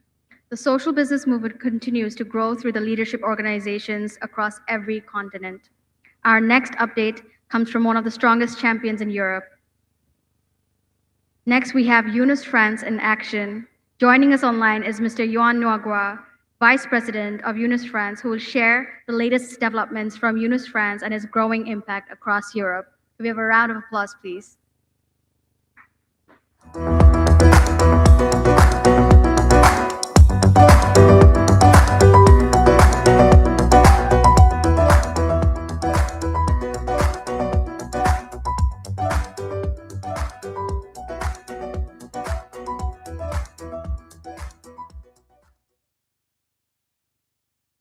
afternoon, everyone.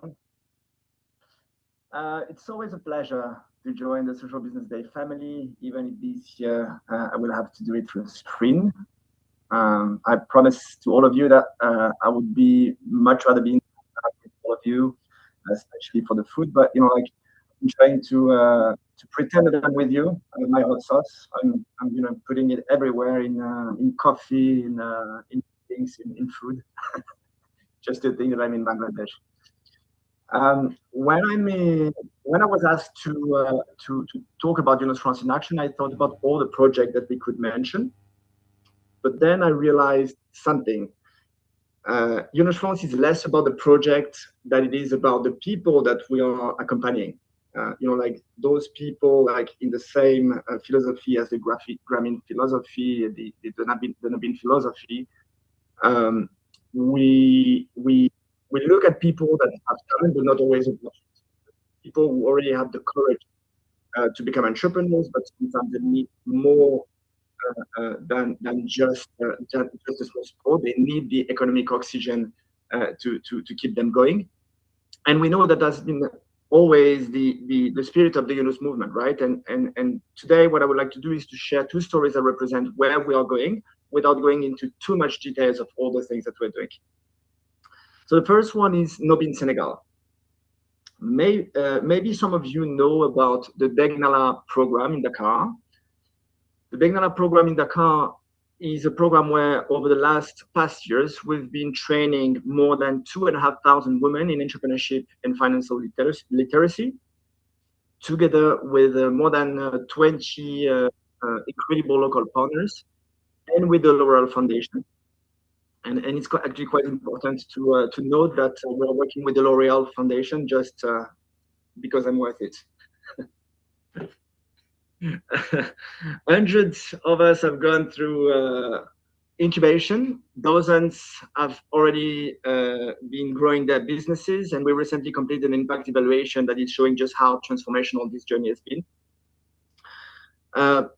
However, something kept bothering us. Training is wonderful, but training alone does not build a business, right? The biggest barrier often comes afterwards, right? When we're talking about access to finance. So we continue to fundraise. Even though we had this program running at scale, we decided that we needed to continue to fundraise. And we searched again, globally with a lot of foundations, development banks, and all the funders that you may think about, until one day, our friends from Grameen Trusts, Machin in particular, they told us to look next door with the Grameen Credit Agricole Foundation. And since then, we've been working with Véronique, Philippe, Vincent, and the rest of the team at Grameen Credit Agricole Foundation, who have not only committed €500,000 to get the program started and get the first investment into the Senegalese woman, but are also working day in, day out with us to support us to build the first Novin program in West Africa, in French Africa too. So this year, with these partners, we're going to launch Novin Senegal. And hopefully next year we'll have a lot to do and to say about it. Instead of saying, congratulations, now good luck after this program, we can finally say congratulations, now let's build a business together. So for us, this is a huge milestone because we are connecting education, incubation, and financing into just one continuous journey, just exactly as Professor Yunus has always envisioned for the Nobin program, right? And the second story that I want to talk about is also Nobin, but Nobin France this time. A lot of people ask us, like, why do you want to launch Nobin in France? France is already a developed country. There's already microcredit with ADI there. Like, there's a lot of organizations supporting entrepreneurs. Well, yes, but again, as you know, in many other countries, poverty, exclusion, and invisible entrepreneurs, they also exist. And in particular, you have people in neighborhoods where many of them have incredible business ideas, but they don't necessarily fit into the traditional system. And that includes systems that have been over the last years, over the last decades, with ADI and other great social innovations that have been created in France. And they're still holding the racket. So we've been working with the Seine-Saint-Denis department, which is one of the poorest local area in France, one of the poorest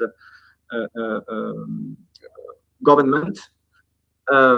And together with local organizations, we're trying to understand what is missing, what are the needs of the people, why and how should we import the Nobin model, right? Not necessarily as it is, but trying to adapt it to French reality and to the Cincinnati reality. So we've spent a lot of time with Grameen Trust. We've spent a lot of time actually with Grameen America to understand what they were doing different in a developed country. And this year, finally, we are launching of tiny pilots, very tiny pilots, 5 women entrepreneurs that are going to accompany with the support from BNP Paribas and the Department of Seine-Saint-Denis to just get started and create a business case to show how the Nobin model works and how we can adapt it to the French ecosystem. So these are the 2 stories that I wanted to talk about. Of course, beyond those 2 stories, UNOS France continues to strengthen the wider social system. We've been working with universities, young people, supporting the 3-0 Club movement. We've developed a capacity building program in Europe and Latin America, and we've strengthened our fundraising efforts to try to get from just a club of social business in France to something that is actually operating programs, hopefully supporting the transition, supporting the replication of some of the programs that have been created in Bangladesh, in collaboration with Grameen Trust, of course, and in collaboration with UNICEF at all times. So, just to summarize and to conclude, whenever I come to Business Day, I don't feel like I'm attending a conference. I feel like I'm coming to a family reunion. A slightly nerdy family that gets excited about social business model, but a family nonetheless. And that feeling is really giving us energy throughout the year. So I'm really envious of you out there that are attending the social business days. So a big thank you to Professor Yunus, a big thank you to Center to organize it once again. It's a lot of work. And thank you to all of you who continue to prove that there is another way of doing business, and that's not only possible, but it's actually already happening. Thank you very much.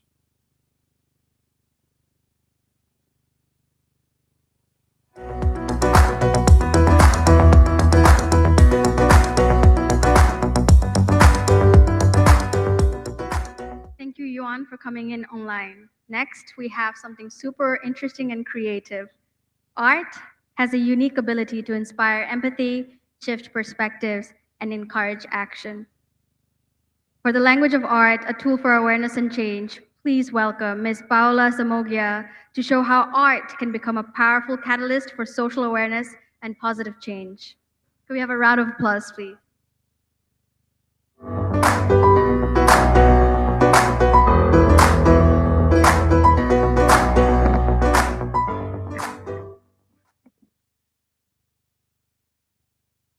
Good morning, good afternoon, everybody, and happy birthday again, Professor Yunus. And it's a great honor to participate once again in the Social Business Day. I would like to congratulate Professor Yunus, a true man of peace, whose work continues to inspire our activities every day. Today, we are delighted to celebrate not only his birthday, but also the remarkable milestones that make this occasion even more special. We are an Italian group of artists working on projects focused on Goal 1, 8, and 10 of the UN 2030 Agenda. Throughout our performances, we address issues such as human dignity, health, and occupational safety, promoting greater awareness of social justice and inclusion. Please, slide number 2. We are aware that many people in the world are still unfamiliar with Professor Yunus' work. For this reason, we have decided to support and promote his message through the universal language of art. In 2019, we staged our multimedia chamber orchestra opera, $27, freely inspired by the book Banker to the Poor. Free, thank you. Professor Yunus, together with Enzo and Dominique, honored us with their presence at the premiere in the beautiful Italian theater. Their support meant a lot to us, strengthened our dreams, and encouraged us to continue planting social seeds through hearts. Since 2020, in a COVID moment, we have been producing short films inspired by the themes of his book, A World of Three Zeros, using a communication tool that is accessible, engaging, and easy to share. To date, we have participated in more than 300 events presenting our short films to citizens, institutions, universities, and local communities. To connect with the significance of today's celebrations, we would like to share memories from our artistic and emotional journey. We are pleased to present a really brief excerpt from the premiere performance on our opera, $27. Before showing the video, we would like to thank everyone who is part of the great Yunus family and all those people who coordinate and support the Yunus centers around the world. And above all, we would like to express our deepest gratitude to Professor Yunus. Thank you for everything you have done and continue to do to make our world a better, inclusive, and peaceful place. Now, please enjoy the video. Thank you.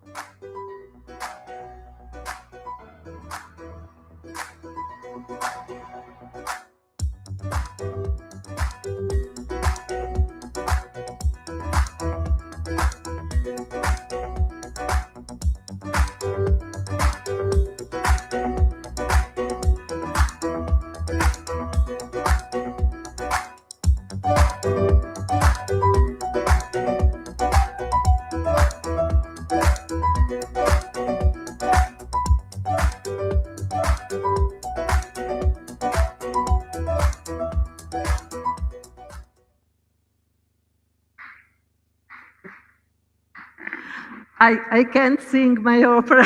I'm sorry, it's okay in this way. Thank you very much.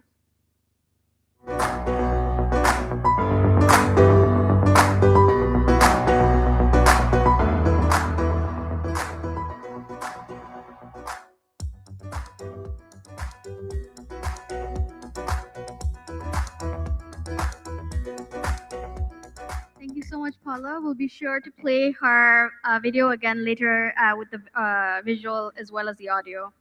Next up, we have an exciting announcement highlight for a new chapter in regional collaboration as well as youth leadership across Asia. To introduce the We Power Global Secretariat at Unicenter AIT, please welcome on stage with a round of applause Professor Faiz Shah, Executive Director of Unicenter AIT, Mr. Jeff Hamilton, Innovation Fellow, Unicenter AIT, Dr. Amreen Salim, visiting scholar from Unicenter AIT, Ms. Parichad Nuntavong, Outreach Coordinator, Unicenter AIT, as well as Ms. Sadia Zahid, Program Officer, Unicenter AIT. Could we have a round of applause, please? Good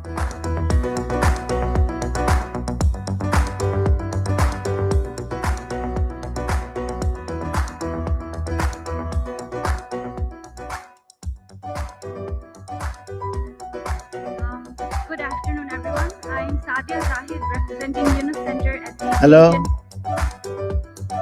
Sorry, am I audible? Good afternoon, everyone. I'm Sadia Zahid, representing Yunus Center at the Asian Institute of Technology.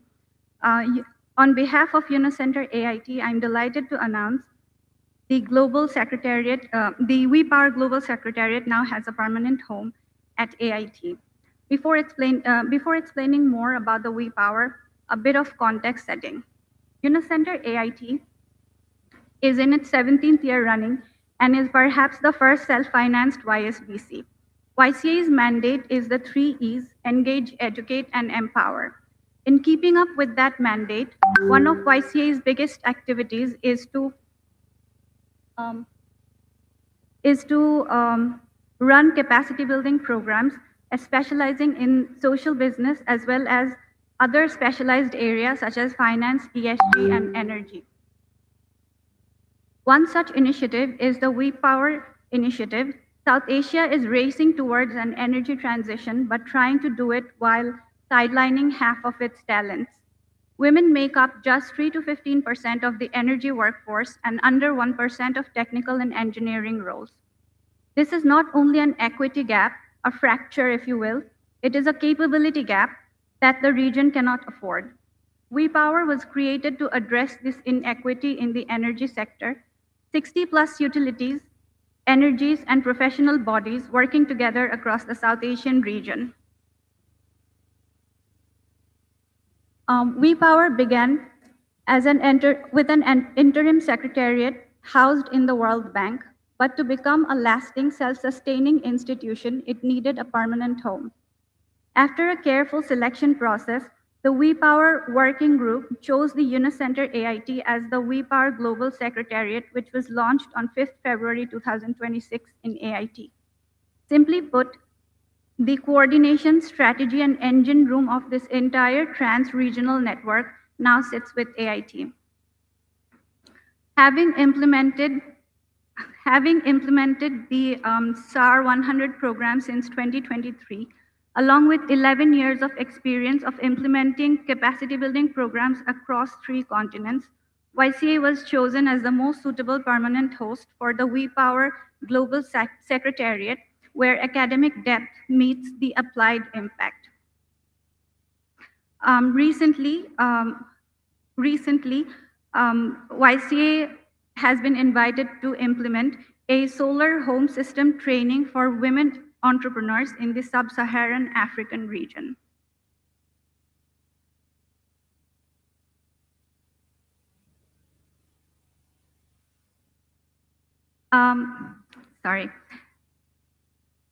The Global Secretariat works across 4 pillars. The first pillar is the core functions, the everyday coordination, the partner engagement and reporting that keeps the network running.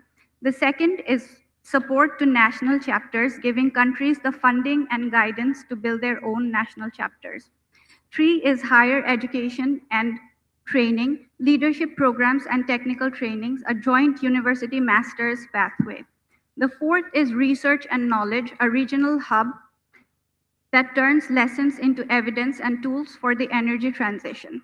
Together, these 4 pillars make WePower a permanent institution. Through the SAR 100 leadership program, 211 women engineers have graduated from 7 South Asian countries. 25 of them are from Bangladesh. We established the first International Returning Mothers Day in September 2025, helping women stay in the sector through major life transitions, backed by our Men as Allies campaign. The momentum is growing. 6 new partners joined in 2025 alone, including Dhaka Electric Supply Company and Power Grid Bangladesh. The proof of concept is done. Now we scale it. This is where we ask your support. If you'd like to know more about this program, we have pamphlets available at the marketplace. Please do come check it out. Thank you so much. for your attention.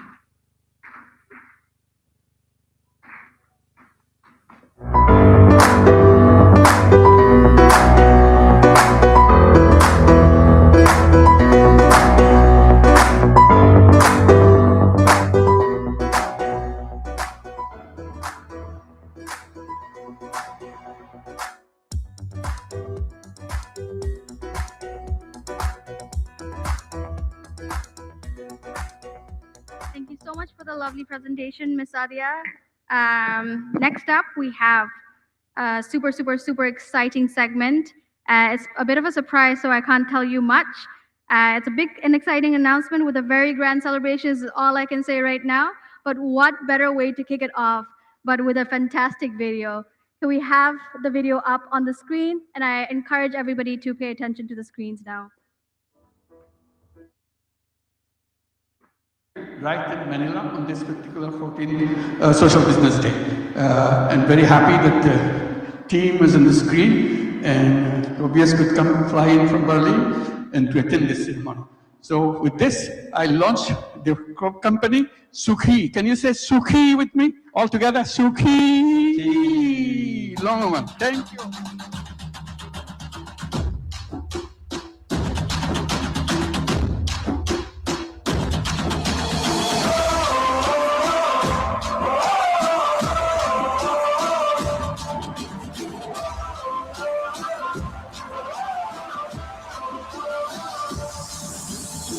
Give me freedom, give me fire, give me reason, take me higher. See the champions, take the field now. Unify us, make us feel proud. In the streets, our heads are lifting. As we lose our inhibition, celebration, it surrounds us. Every nation, all around us, singing forever young, singing songs underneath the sun. Let's rejoice in the beautiful game, and together at the end of the day, we all say, when I get older, I will be stronger. They'll call me freedom, just like a waving flag. I get older, I will be stronger. They'll call me freedom, just like a waving flag. So wave your flag, now wave your flag, now wave your flag. Oh, oh, oh, oh.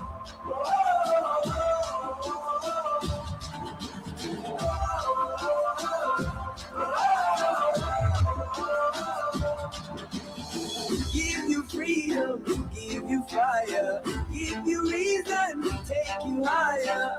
See the champions, take the field now. Unify us, make us feel proud. In the streets, our heads are lifting. As we lose our inhibition, celebration, it surrounds us. Every nation, all around us, singing forever young, singing songs underneath the sun. Let's rejoice in the beautiful game, and together at the end of the day, we all say, when I get older, I will be stronger. They'll call me freedom, just like a waving flag. I get older, I will be stronger. They'll call me freedom, just like a waving flag. So wave your flag, now wave your flag, now wave your flag, now wave your flag, now wave your flag, now wave your flag, wave your flag. Oh, oh, oh,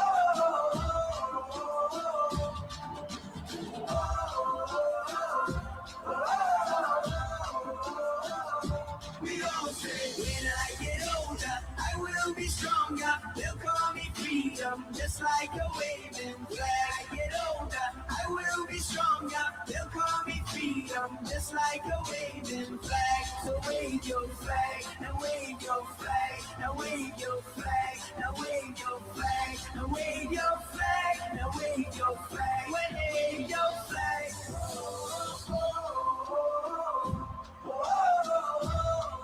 And everybody will be singing, yeah. And we all will be singing, yeah.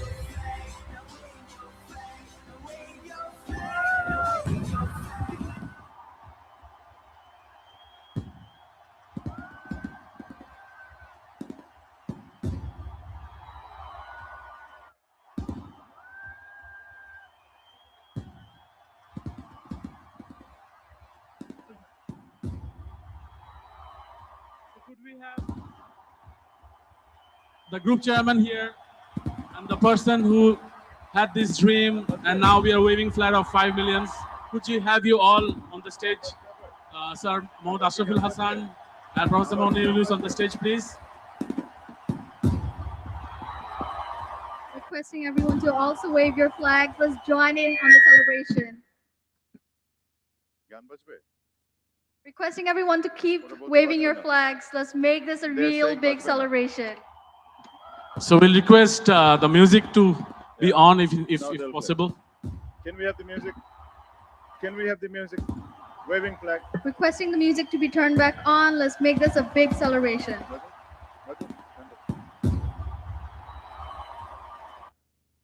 Waving flag. Sir, I hereby hand over you the flag of 5 million base of Shuki. That's yours.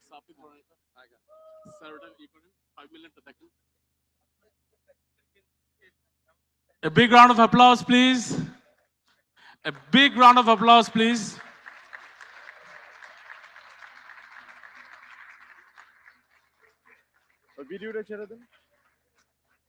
Thank you, sir.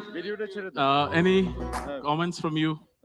What about your dream that is coming a little bit of true? Well, we've been talking about guys, numbers. All the time we're coming up with numbers and how to achieve those numbers. Suddenly the company is formed. How many years company now? 16 months. 16 months only. Exactly, sir. 28th of November 2024. Okay, 16 months. That's it. So we are all talking about starting small and take small steps and go forward. That's what we try to do. This one took a small step, then start jumping. Is that what you're doing? Are you feeling safe? Of course. So, sir, I want you to hand this flag to our chairman and your expectation to him for the next SBD. Okay. He's changing the topic now. Okay, you have to hold it. Thank you, okay. Good. So that's a number. It's a big jump. But we have to be very careful how we make those jumps so that we stay there, we don't move. So today, this is 2026, right? And you have achieved 5 million. Let's celebrate that 5 million first. Give big applause. Now, what happens next year or next year? When is the 10 million though? So you can ask me. Okay, when is the 10 million? Thank you. Good afternoon. I think a lot of team member is here from Shuki. So I congratulate my team to achieve this incredible number. Can we stand up, please? Have a big hand for them. You come on the stage, please. All the blues.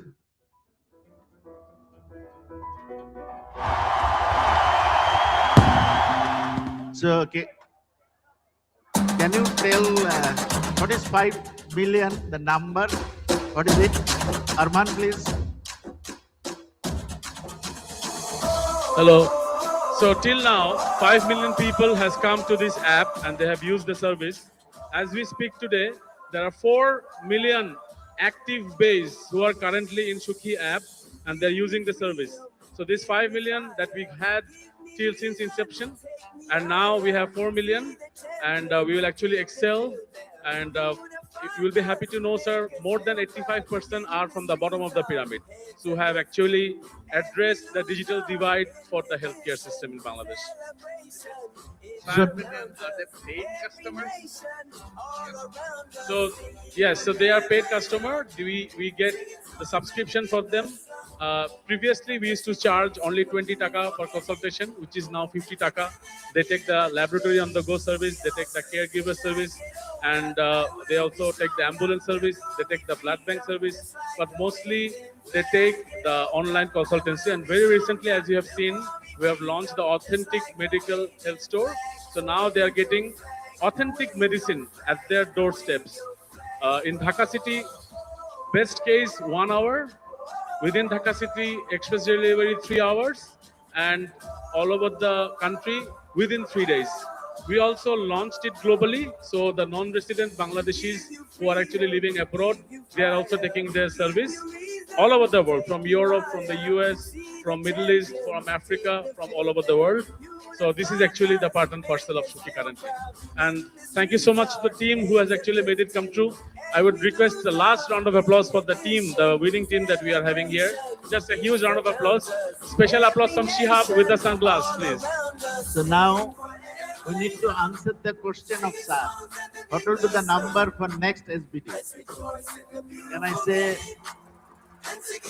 oh, it is a very less. It should be 15. No way. So, then 10. Oh, you agreed on 10? So next 1 year, we will reach the 10 million, including this 5 million. Thank you, sir. So that's the promise you're making of report in the next 2 to 3 days, right? So that's the commitment you come back. Well, congratulations. Let's give a final applause for them so that they make it good, right, and come back next year to tell us the story. How did it do that? Thank you. Thank you very much. Congratulations. When I get older, I will be stronger. They'll call me freedom, just like a waving flag. I get older, I will be stronger. They'll call me freedom, just like a waving flag. So wave your flag, now wave your flag, now wave your flag, now wave your flag, now wave your flag, now wave your flag, wave your flag.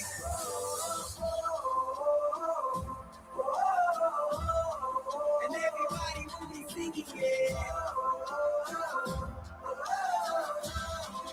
And we all will be singing, yeah.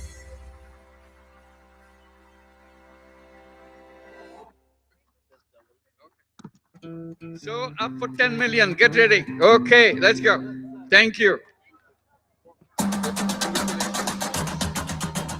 Very good. Well done. Thank you. Thank you. Thanks a lot.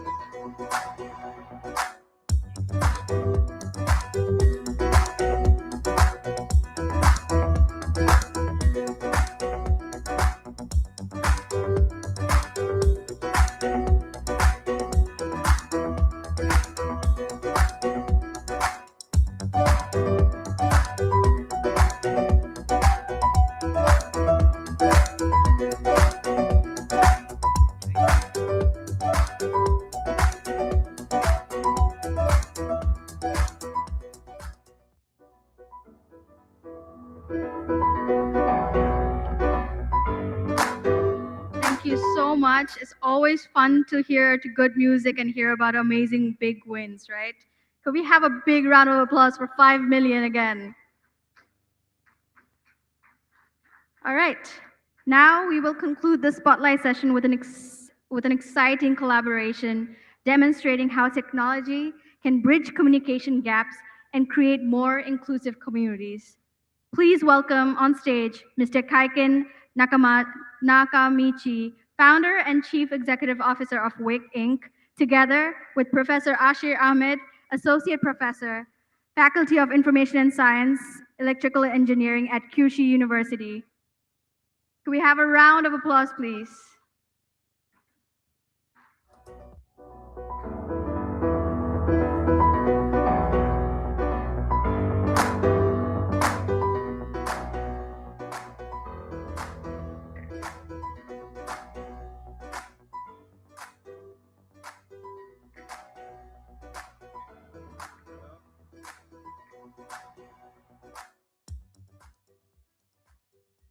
Hello. Pickleball. Oh, okay. So, thank you for inviting us. Okay, there you go. Right. So I'm Yoshiaki Nakamichi, the founder and the CEO of WIC. And since starting my company as a student, I'm developing the game and the apps. Now I'm making the platform. It's called WIC. And WIC is a Japanese platform where people enjoy the SNS and read and manga, and listen music, and buy a lot of things. And we're not even 1 year old in Japan, but it's more than 1.5 million people use it. And now, Wix is the most used homegrown social media apps in Japan. But, oh, thank you. But let me share the questions. Oh, this is, all right, 1.5 million, okay, let's go. Let me share the question. Every day, people look at their phone and huge amounts of advertising money move across that screens. So where does that money goes? I think most of money goes to the few giant platforms like Facebook and WhatsApp, you know. And in Bangladesh, it's like over $500 million paid to those platforms. Huge, I think. And what if that money could become income for the people instead? We built it in Japan. We changed advertising money into the become basic income for the people. They see ad in their phone and it return. They earn money and they can spend that money for food, for the book, for healthcare, anything. I think money can stay in the community. And this is one way we can stop the wealth concentration. And right, this is weak core rules. We also changed our platform fee 0 to sell manga. It's like, for example, like some platform take 75% to 90% for selling manga. It's huge. So we changed the platform fee to the 0. And we didn't get anything from the week except voting rights. So we take no dividends. I think WIC is a platform that exists for the people, not for the dividends. And now we bring that spirit to the Bangladesh. And here we are making a new company in Bangladesh with Grameen Communication. Thank you. So could you explain about what we will do next? Yeah. Sure, of course. Thank you. Can I use the clicker and go to the next one? Okay, Kikawar. How many of you use any social media, Facebook, WhatsApp? Can I see your hand?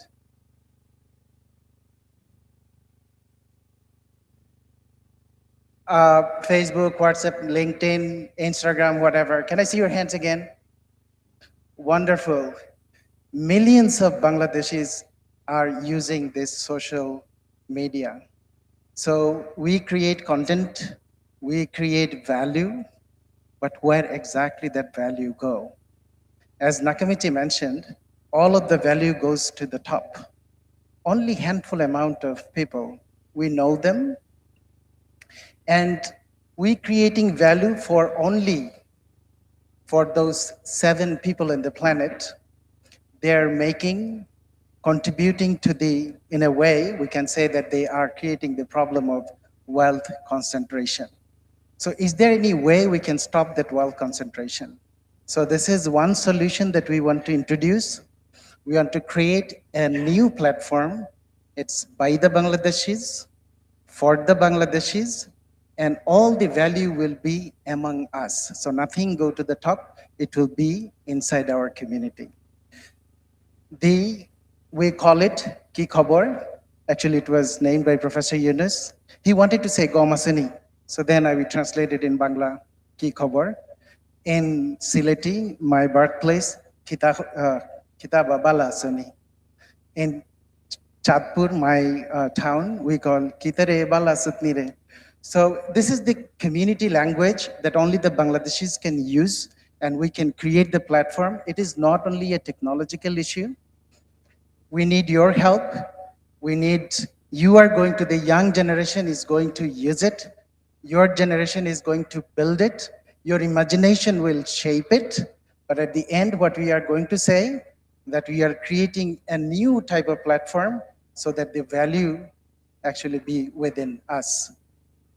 Ki Khobor, every Bangladeshi, everywhere. Thank you very much.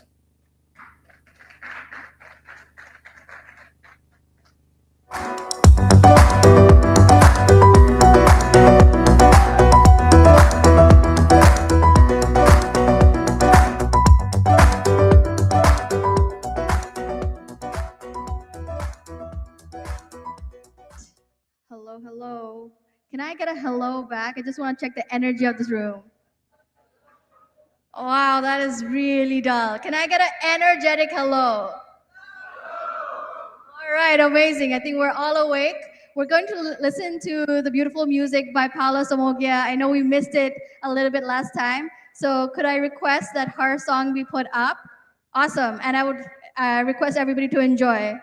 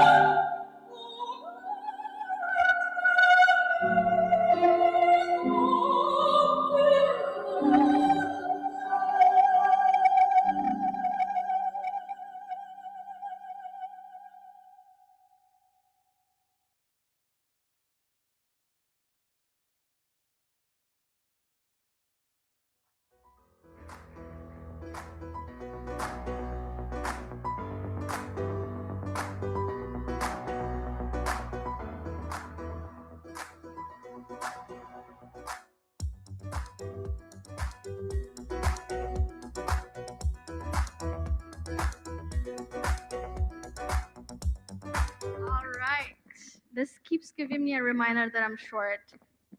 But yes, super excited for the next segment. Are you excited? No? Can I hear yes? Yes, super excited because it's an interesting conversation. All right, ladies and gentlemen, what an inspiring afternoon. We've seen young innovators challenge conventional thoughts. We've seen international partners build new bridges. We've seen universities create opportunities on how technology improves lives, as well as communities coming together to solve some of the world's most pressing challenges. It's something we built together, and these are stories that I'll remember for the rest of my life. Next, to moderate an important panel discussion, I really want to introduce somebody who I really look up to and who's our managing director at YY Ventures, Mr. Shajib M. Khairul Islam. He spent over a decade building the entrepreneurial ecosystem and designing programs that have supported hundreds of young entrepreneurs across Asia, Latin America, East Africa, and beyond. Through his leadership, YY Ventures, he continues to champion youth-led innovations, social businesses, and using them as a powerful tools for creating inclusive and sustainable change. Ladies and gentlemen, a round of applause to welcome Mr. Shajib Islam on stage.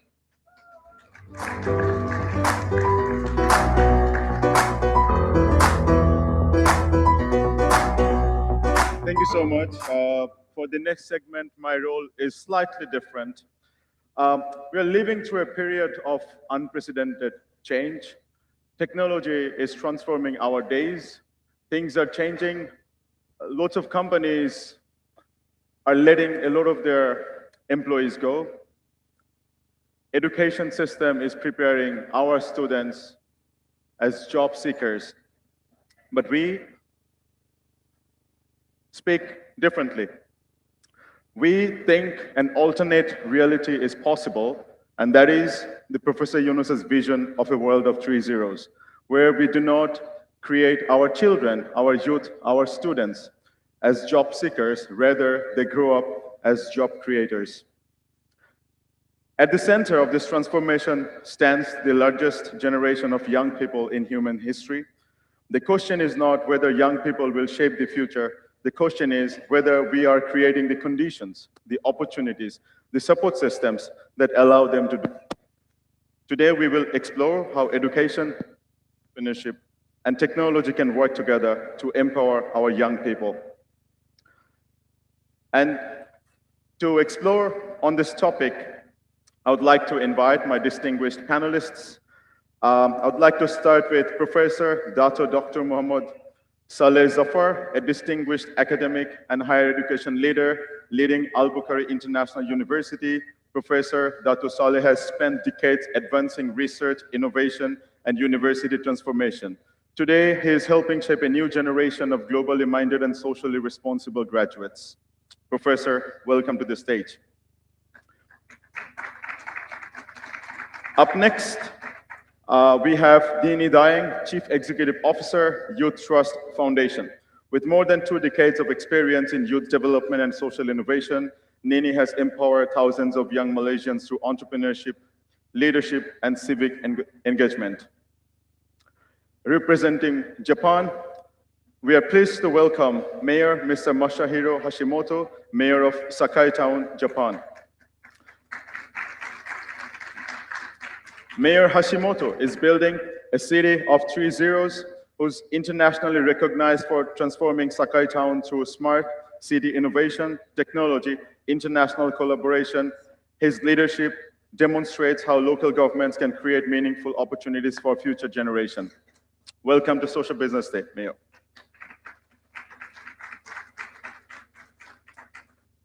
It is also an honor to welcome Ms. Kate Robertson, co-founder and chief executive officer, One Young World. Kate co-founded One Young World to connect and empower young leaders from more than 190 countries, and she has inspired a generation of young persons who became entrepreneurs like myself. Today, it is one of the world's leading global community of young changemakers working to address humanity's greatest challenges. Welcome, Kate.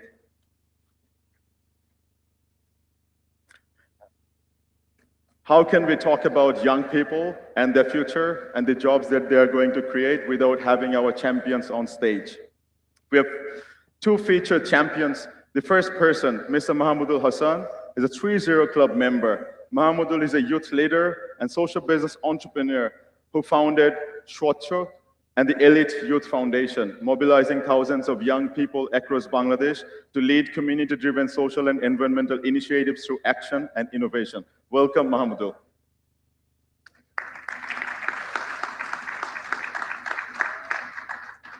Mahamadul will also be joined by Manali Kashif, Program Manager, AutoCamp, working at the intersection of research, data, technology, and sustainability.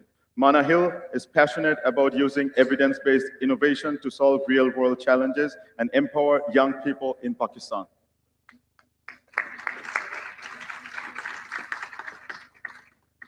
And my today's guests and panelists will also be joined by Professor Muhammad Yunus, 2006 Nobel Peace Laureate. Sir, can we have you on stage?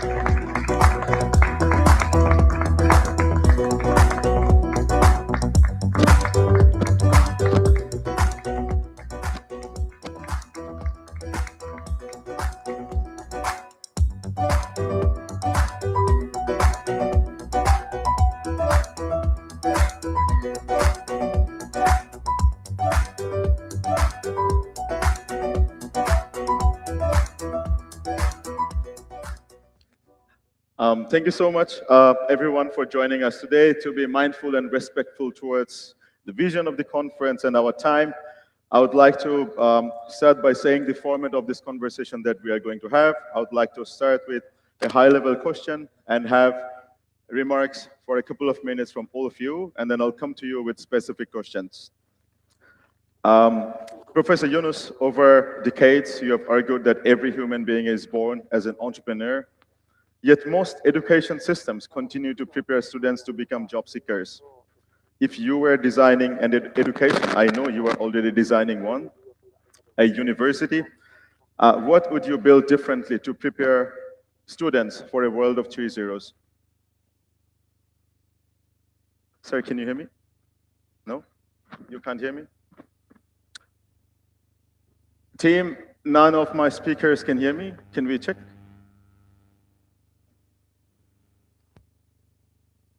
Can we check, please?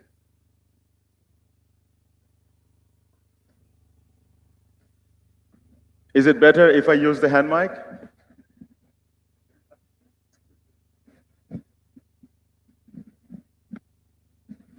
Is it better if I use the hand mic? Can you hear me?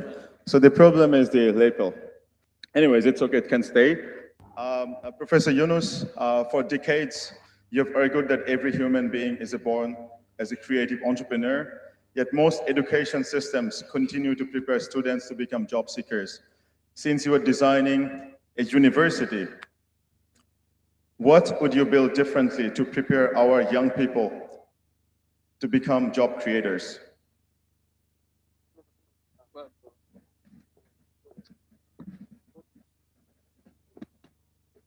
Hello, okay. Well, we don't have to prepare anybody actually, because I'm saying that naturally they are job creators. They are not job seekers. So you are simply helping them what their natural tendency is, rather than give something artificially imposed on them, which is a job. People are not born to find a job. People born to express themselves. And he is packed this capacity inside of the person. And that's what the human being is all about.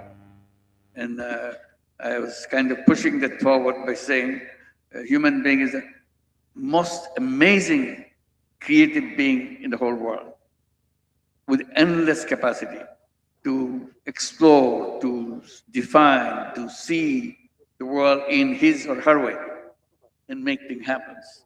And that's what the exploration of little babies start with. That exploration continues.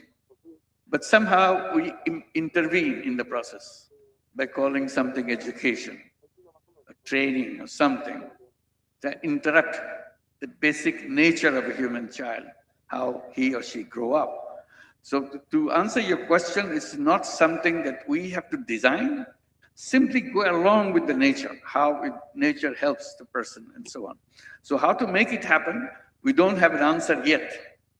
All we can do, explore how to make the natural human being natural path. This is the direction that we explore. And that's where initiatives that we'll be hearing probably during this discussion, exploration path. We learn from each other and see which way is really moving. And I was giving the example of Al-Bukhari International University, which started as a social business university. But it didn't say that we'll be producing job creators. Itself is a social business, but it has to find out how the young people will take the shape of an entrepreneur. How to, because in the process, you have to undo something. When you come to the university level, you have already damaged a person from the childhood. So you are using a damaged person, trying to give him a new kind of worldview. Who am I? What am I supposed to do? How can we do that? And that natural creativity is already completely destroyed. Now we are trying to fix it, which is a difficult task of fixing. So I would rather say that from day one, the child would be somebody who will be discovering himself and herself in a natural way, a system that we'll build around her to help facilitate, to see the natural tendencies go in a natural path and do things in the way he or she feels comfortable with. That's the creativity part of it. That's the imaginating part of it. And that's what imagination is, something that will be triggering into the mind that you, and you will pay respect that what imagination child is coming with. Child will say something, oh, rubbish, get it out. This is something wrong. We discourage them rather than encourage the natural child to express in the natural way how he or she do, or together, in the same age groups, how they would like to do things. When they do play, figure out their own playthings, this is again interaction among themselves and a natural way of their interacting with each other to achieve some goal. They define a goal and try to achieve this goal. So that's what our efforts should be. We are just touching the first ground, that how we make a start. The starting point is something that we'll be discussing here today. Thank you very much. Thank you, sir. Thank you, sir. Can I have a very short follow-up question? One huge round of applause, as you were doing. Sir, a very short follow-up question on this. What responsibility do today's young people have in creating that world? I don't want to impose everything on the young people. It is a collective responsibility, all human being, how to fix this direction. And I was saying that we have to find out, as a pilot of this ship, that the Earth is, what is the destination that we have? So that destination has to be defined collectively, individually, and each one will be debating, discussing. This is our direction that we want to take as something, our achievement, our goal would be to reach that. That's why in our case of Grameen University, we put kind of a definition of some kind of that direction or of that destination. We said Grameen University dedicated to create a world of 3 zeros. So there is some definition of what, this is a preliminary one. Somebody said there's a better one. So we'll have to replace that. But to begin with, this is what we want to achieve. So we have some destination defined, a very deep one, because it addresses almost all the terrible things that is happening to the planet are included into it. Zero carbon emission, zero wealth concentration, zero unemployment. So these three are very basic to the evil of this planet, how we have done. We have destroyed the civilization, which will help human being to rise above all the problems, rather than we dump them into the problem themselves. Thank you so much, sir. So yesterday we have heard about the vision of Grameen University, and today you have clearly mentioned what kind of expectation you have for the young people. Basically, nothing much to impose on them, rather encouraging them to be creative and think about the world that they want to create. So let me now go back to Professor Dr. Muhammad Saleh Zafar.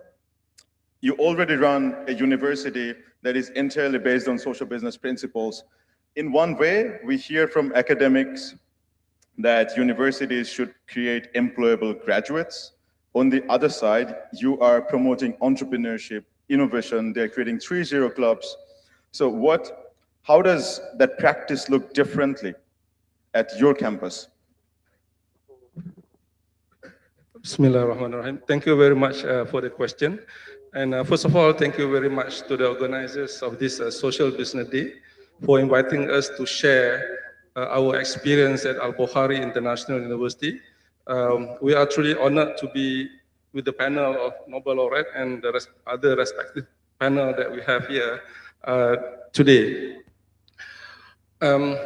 It is quite obvious university education is becoming more challenging day after day. For a very simple reason that we are educating the children for the futures that sometimes we don't even know. Probably the job market that will not even exist. So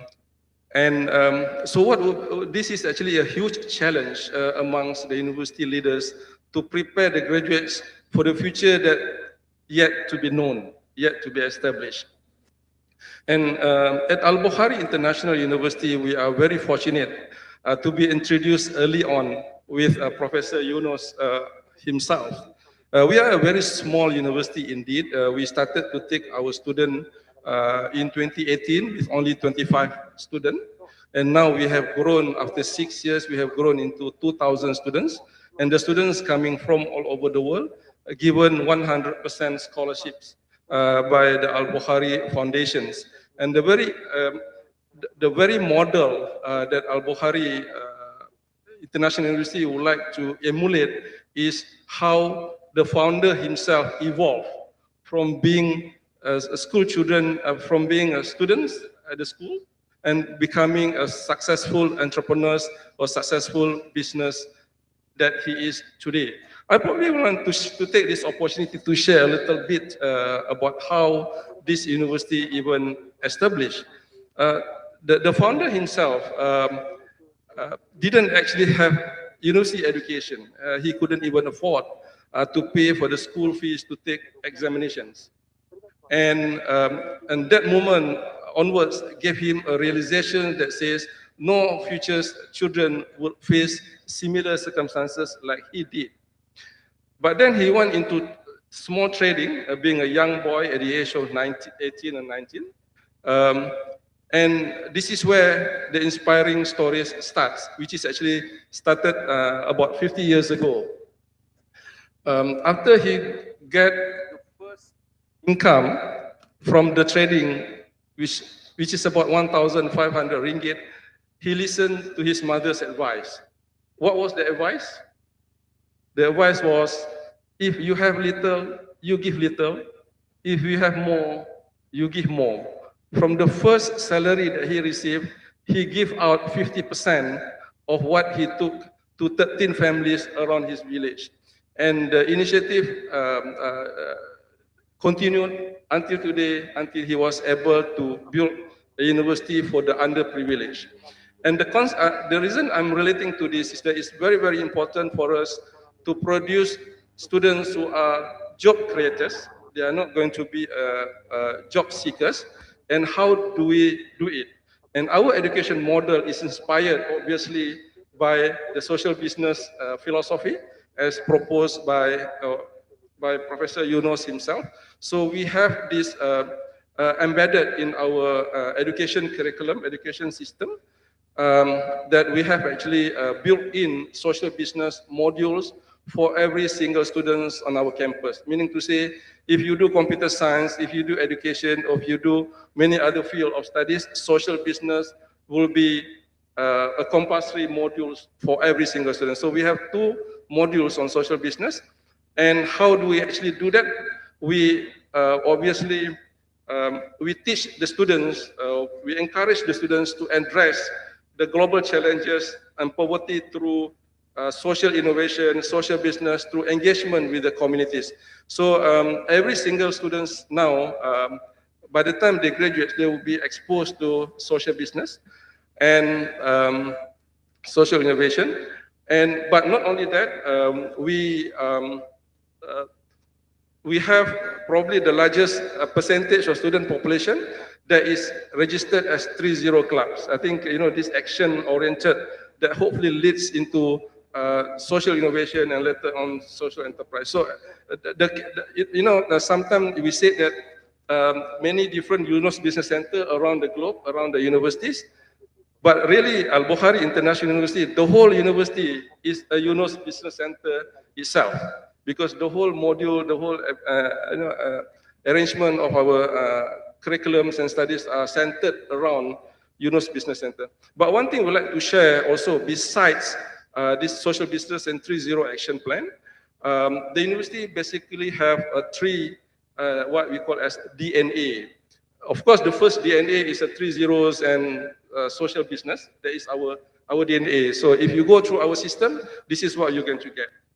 And the other DNA will be what we call as 8-hour rules.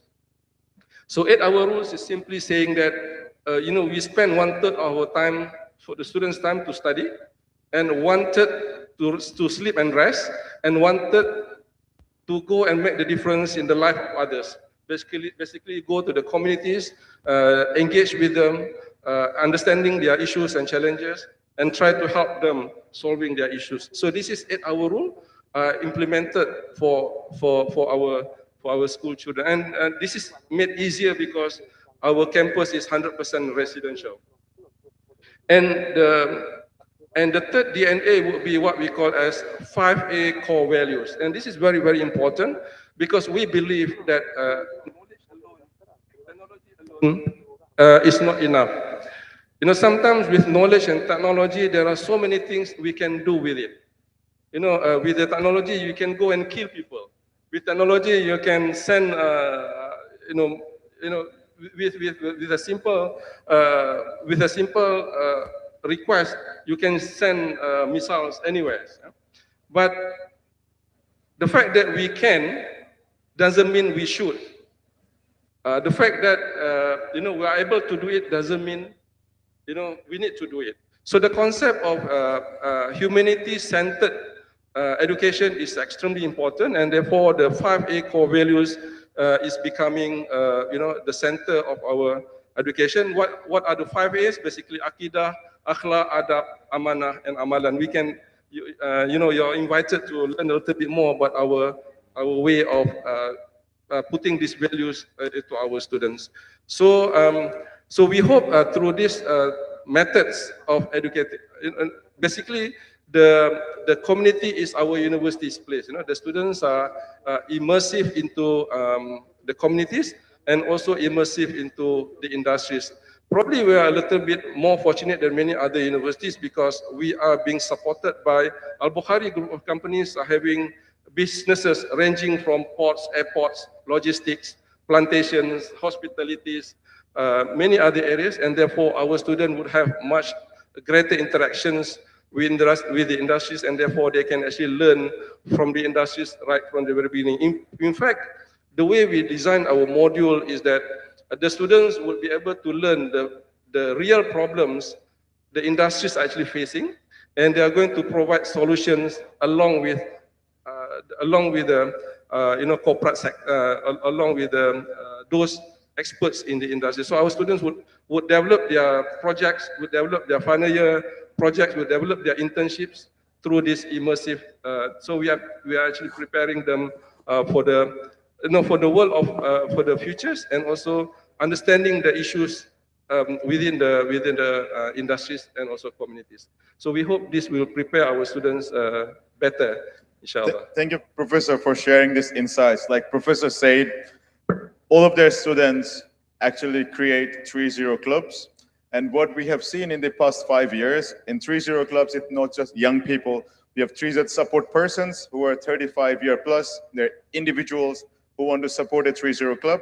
We have academic institutions who support these 3.0 club members. We call them 3Z affiliating institutions. And each year, we have the 3.0 Club Awards. Since year 1, Al-Bukhari International University has always won this award. And tomorrow we have this year's 3.0 Club Awards. We will see if you have a competition, Professor. Now, moving on to my next guest, Mayor Hashimoto. Just few months ago, I had the chance to visit Sakai Town with Professor Yunus, and we have seen certain things and practices that you do. Your work and your town is highly appreciated globally for bringing in innovation. So from your experiences and the vision of the future of Sakai Town, please let us know what local governments can do for young people. So government and young people become co-creators of their own communities.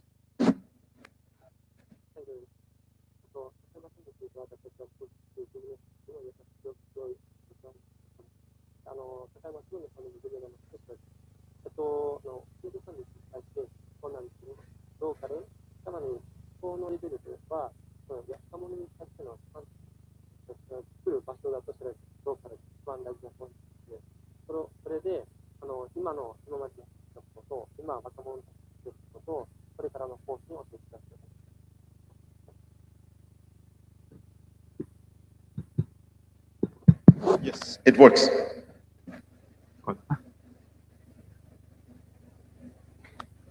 Assalamu alaikum. Walaikum salam. Distinguished Professor Muhammad Yunus, distinguished guests, ladies and gentlemen, good afternoon. My name is Masahiro Hashimoto, Mayor of Sakai Town, Ibaraki, Japan. It is a great honor to be here today. I would like to share one simple message. Even a small town can take on the challenge of changing the world. Sakai Town has a population of only 24,000 people. Many people believe that innovation belongs to large cities. We believe the opposite. Through autonomous driving, English education, urban sports, and international partnership, we have shown that being a rural town is not a limitation. It is an opportunity to connect with the world. These are not simply public projects. They are investments in people and in the future. Professor Yunus has taught us that the purpose of business is not only to make profits, but also to solve social problems. I believe the same is true for local government. Our mission is not only to provide public service. Our mission is to create opportunities. Opportunities for children to dream. Opportunities for young people to challenge themselves. Opportunities for every person to reach their full potential. A child's future should never be determined by where they are born.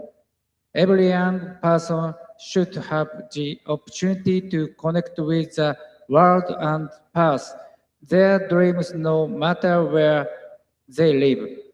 And Professor Yunus often says, a better world is possible. Today, I would like to add one more sentence. A better world can begin with one small town.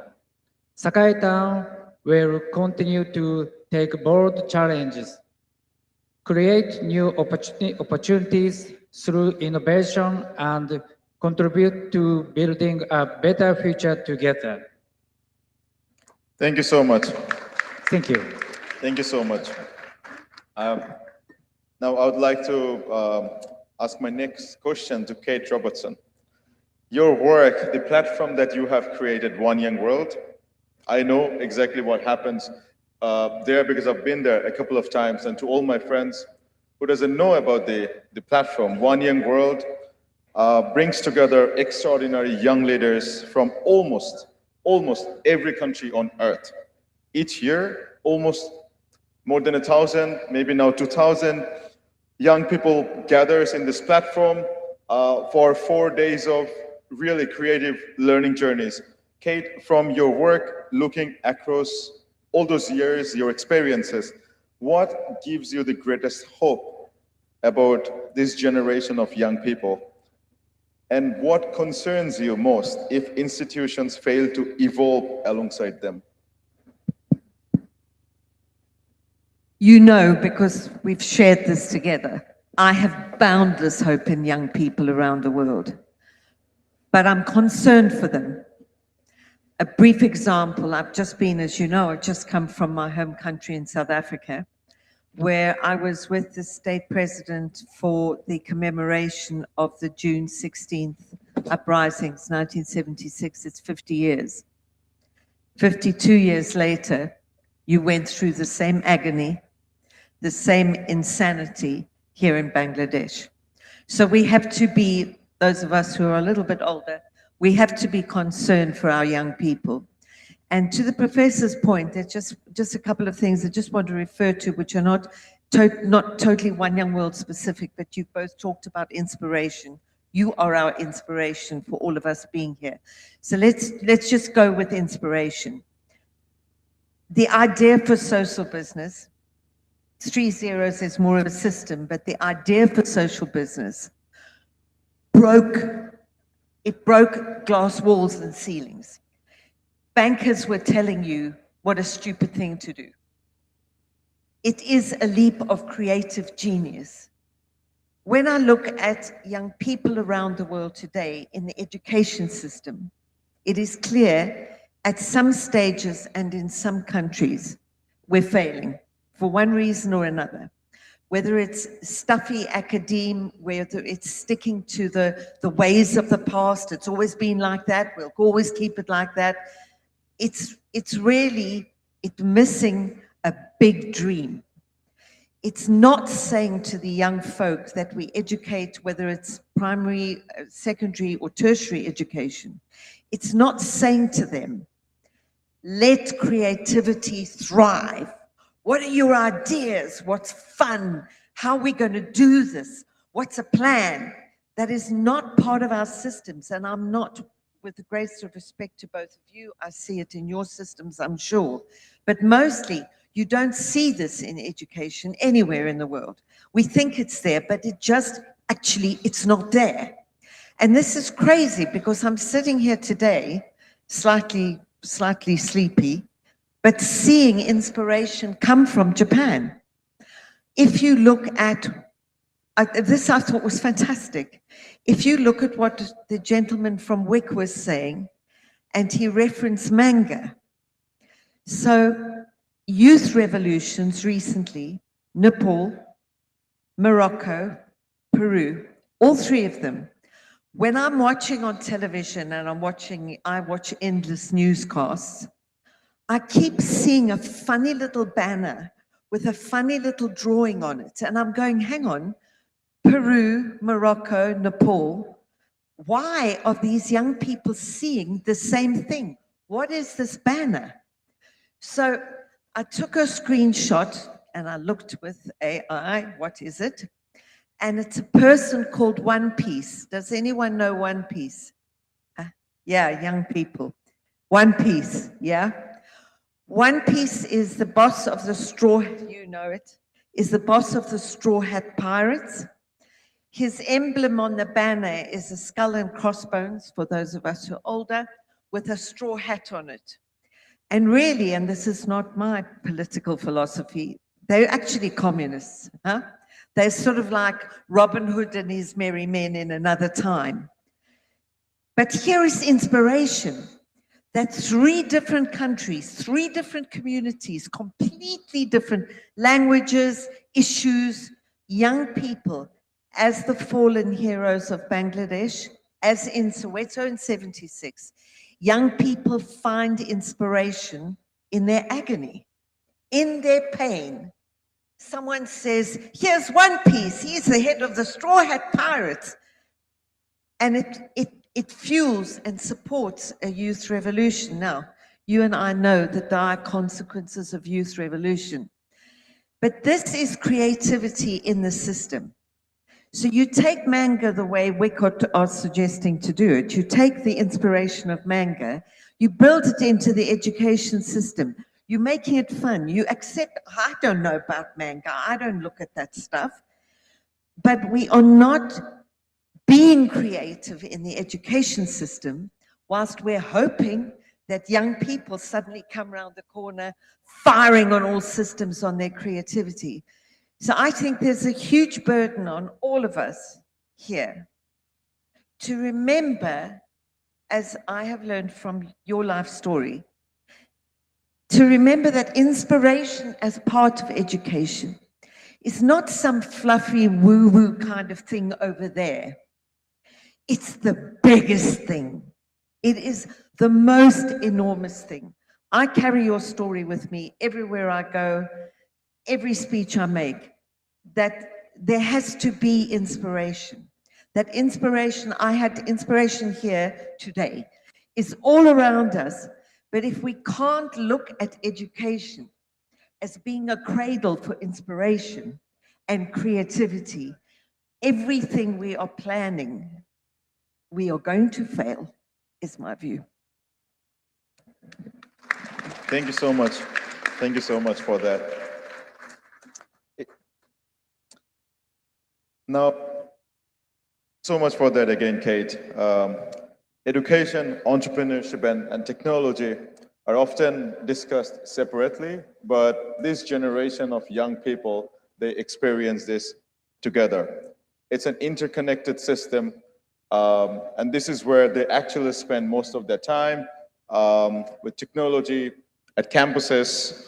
And also, if you're an entrepreneur or creative person, these two other things are really important for you to take your vision forward. Now, moving on to my friend Nini, you have spent more than 2 decades building programs that support youth-led innovations. In your experience, what is the biggest mistake adult people make while trying to empower them? Hello. Yes. Sorry, what's the biggest mistake Adult people make adults make while they think they empower young people? when they think they empower people? Okay, that's a tough one because I'm an adult. No. I think, I see this in hindsight because I remember being young and being full of life and being even slightly arrogant about my own ideas and feeling that I can change the world. So I think what is a different perspective altogether. So a lot of the times when I was younger, as a younger entrepreneur, a lot of criticisms because I felt that my idea was the best idea that has ever happened, that I was not able to listen to what was said, and I was not able to see beyond sight.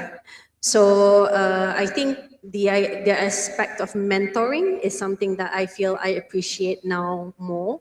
But having said that, as adults, I feel it's really about people make the mistake that they have to fit in a certain box, that we are able to manufacture entrepreneurs. Just as we would go to school and we feel that you follow a certain system and therefore you will become one. And I feel that's not necessarily the case. I feel that young people should be given the choice.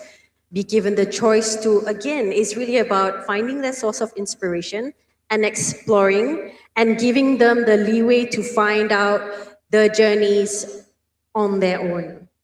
And the idea that we need to experiment and we need to be the kids that we are, more frequently fall down, understand the mistakes that we've done and be guided with that process. I think for us in My Harapan, it's really about making sure that they can make their own mistakes, they can reflect upon it, but they stand guided by people who inspire us, people who around us can provide us the right guidance. So adults, I think they need to remember to be kids more. Yeah. Thank you so much. And to my next guest, Mahmoudou. One clap, big clap for Mahmoudou. I'll tell you who he is.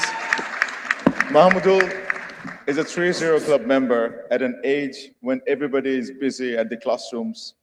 when parents tell them you need to study at this certain university and you need to graduate with this certain CGPA and go get a job at certain multinational company.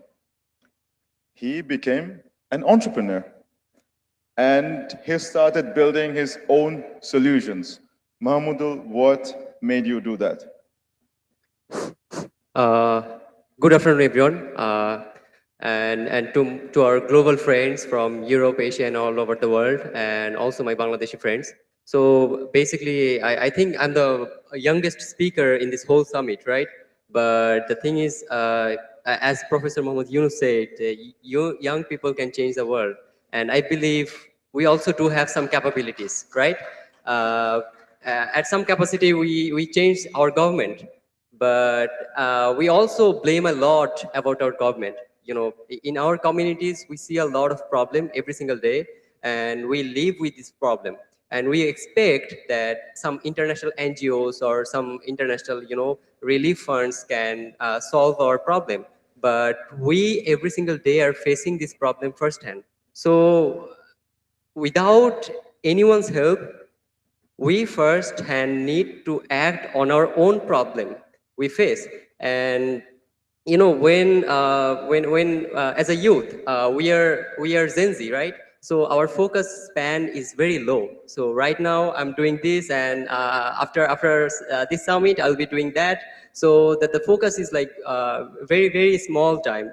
But like when I think about empathizing, I find one single differentiation between empathy and sympathy. So it's like you can donate to a beggar a single penny, and you can keep walking away. And you can also empathize yourself about the problem that made him beg to you, and you can act on the problem at your capacity. So every single day when I grow up and I go to school and colleges, I see every single people talk about plastic pollution. So in our country, we are one of the mostly climate prone and flood prone countries in the world. So plastic is a huge problem for us. But when our seniors and then the adult, she was saying that when they talk about young people, you solve this problem, and we go like, okay, I'll solve every single plastic pollution in Bangladesh. But that is quite impossible, right? So I thought about, why not when I wake up, I brush my teeth with a plastic toothbrush. So do we have a solution in Bangladesh? No. So when I go to the market and I try to find out that is there any eco-friendly solution first, and for the plastic toothbrush I use, there's no available solution. So I first try to solve my own problem first, the problem of my own household. Then I think about this is the same problem of every single household in Bangladesh. So when you think about yourself, you can think largely of the community you live in. Because if I think about myself, if I can solve my plastic toothbrush pollution problem, there are 180 million people living in Bangladesh. And from the young people to the adult, every single person uses toothbrush. So think about it. Around 500 million pieces of plastic toothbrushes being discarded every single year. So that is huge. So, just think about it, rather than solving a huge problem, I try to focus on my community and myself first, like my own household, including my neighbors. And I feel like, as I mentioned, our focus span is very low. So I try to, after identifying a pain point, I go directly to my friend first. So to understand if they're facing the same problem, and I try to do a basic market research that if other people are also facing the same problem, and if there is a demand, and I go directly to action. Because in our socio-economic position, if I first go to an adult, he will say like, okay, you have time, go to a university, then you will do a business, because it's too early to start. So what I do is I try to do the action first, and I go to them that I failed in this part and I got success in this part, and you guide me in this failure part so that I can overcome this problem. So I think that was my part. Are they paying for the toothbrushes, your friends? Yeah, they are paying for the toothbrushes. Yeah. Okay, by the way, so a 30 Club member is actually doing something that Professor Yunus talks about. Sometimes I know Sir gets asked, how can we create a 30 world? And he says, and we did lots of pages of research and documentation. So you keep saying 30 world is only possible if we become 30 persons. Mahmudul is one such bright example. And you can buy that sustainable toothbrush in the 30 Club booth in our marketplace. Go drop by afterwards. Thank you, Mahmudul, for doing That is what not you for do. sale, by the way. So we have very limited edition. You can search on online. Okay. So last time, every single pieces were sold out. But this time, Ankitabu said, okay, this is not for sale, but we'll sell only to the, the most passionate one. Most passionate one. Yeah, You need who to be care about passionate about sustainability to buy from here, or you can order online, right? Okay, thank you so much. Now moving on to my last guest in this panel, Mana Hill. You've heard from Mahmudul. He has become a social business entrepreneur. He has mentioned about short span of attention, and a lot of people are concerned about losing jobs due to artificial intelligence, and you work with technology, you work with AI, and we know this has already transformed and will probably transform further how we learn, how we act, how we work, how we solve problems, how we ask questions. Beyond technical skills, what kind of human capabilities will become even more valuable in an AI-driven world? What human capabilities will become even more valuable in an AI-driven world?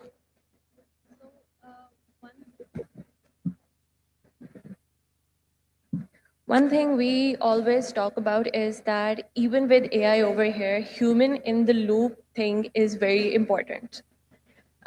You cannot use AI without human in the loop. AI has its own limitations. You are supposed to use it responsibly. It has biases. So to cater to that, it is very important that human in the loop challenge stays there. What gives me optimism is that young people today have access to unprecedented knowledge. There are tools, network at scale previous generation did not have. So even with AI in the picture, you can make your own thing just by using AI. You no longer need a mentor. You no longer need a supervisor in the start when you are starting your thing. You can research, you can get it checked, and you can improve, you can connect globally, and you can work on a local social problem without waiting for traditional systems to give you permission. You can gather community much easily now for the same cause that you are working for. So as we all would like to say, like, we think our generation is very woke. Like, we are very aware of climate change, inequality, mental health, and inclusion. So that is the hopeful part, that young people can become builders of solutions using AI, not get replaced by it, and not just be participants to those solutions. Thank you so much. Is it working? I guess it's working. Thank you. I'll come back to you with one last question later on, Manahil. Mayor Hashimoto, we have heard a lot of presentations earlier today, and while also we visited your city, we talked about Japan's growing aging population, and you have used latest technologies in your city. How do you plan on engaging those young people in shaping the future of your city?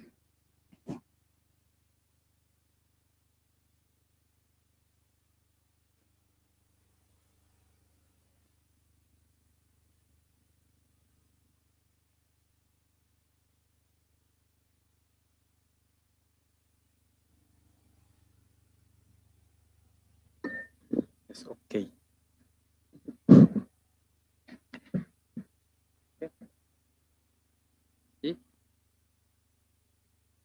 ここからはちょっと日本語で説明をさせていただきます。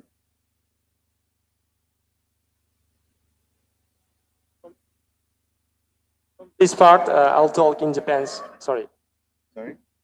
I'll speak in Japanese. Okay. Yeah. これからの日本は本当に少子高齢化で、高齢者が多くなっています。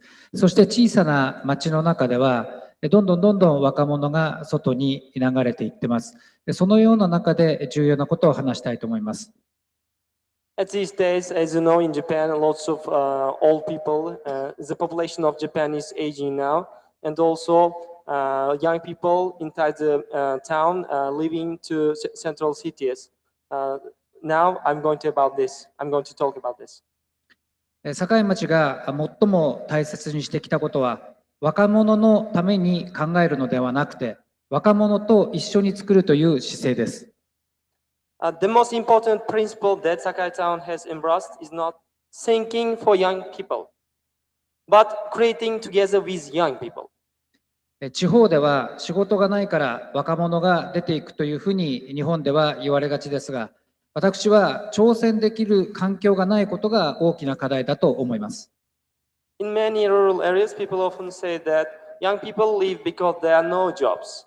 However, I believe the bigger issue is that there are no environments where they can take on new challenges.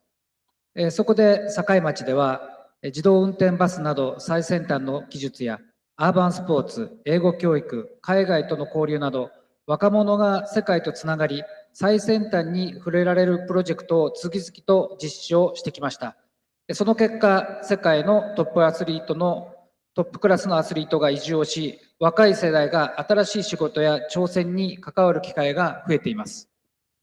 That's why Sakai Town has continuously implemented projects that allow young people to connect with the world and experience cutting-edge innovation, including autonomous driving, urban sports, English education, international exchange programs.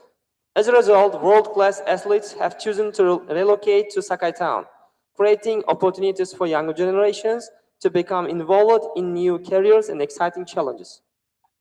また、日本の行政は失敗しないことを重視しがちですが、イノベーションは挑戦の先にしか生まれません。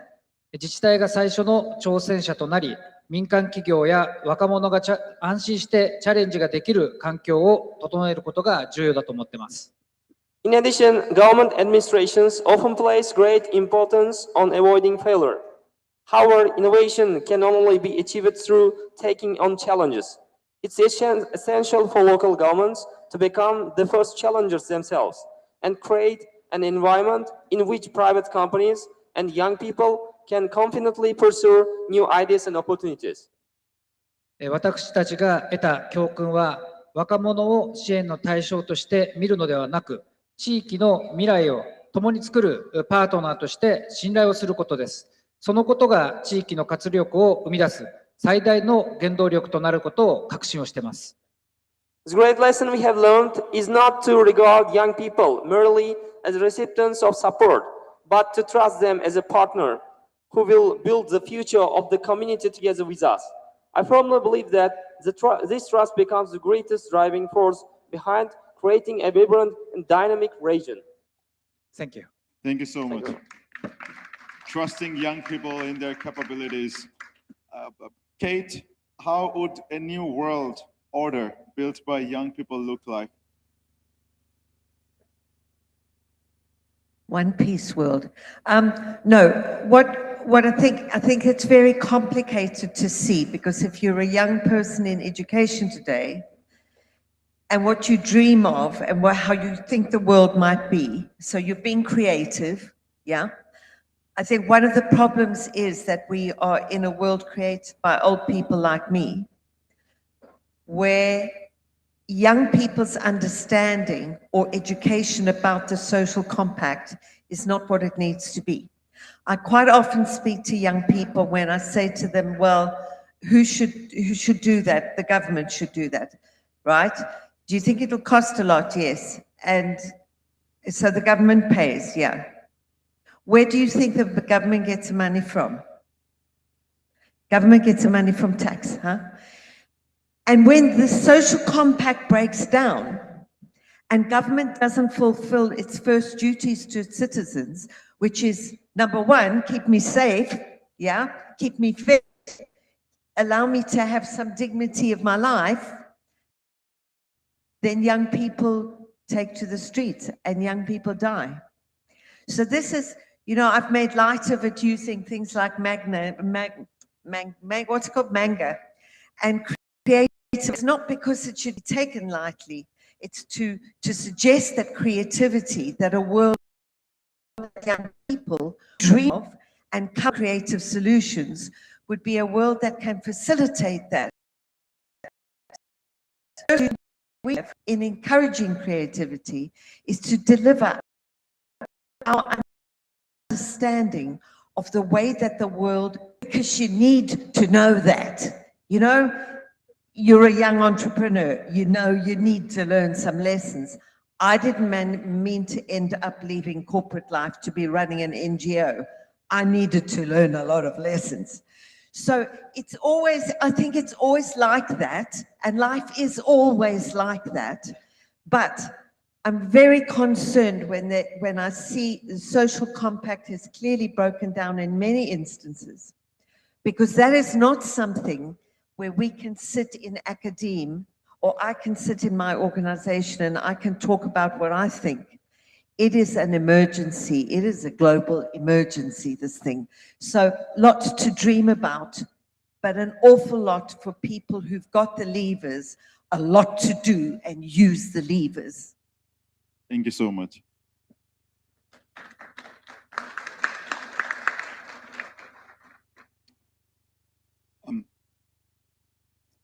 And my next question is to Nini. Nini, from your experience of building My Harapan, working with a lot of young people, and now, as you like to say,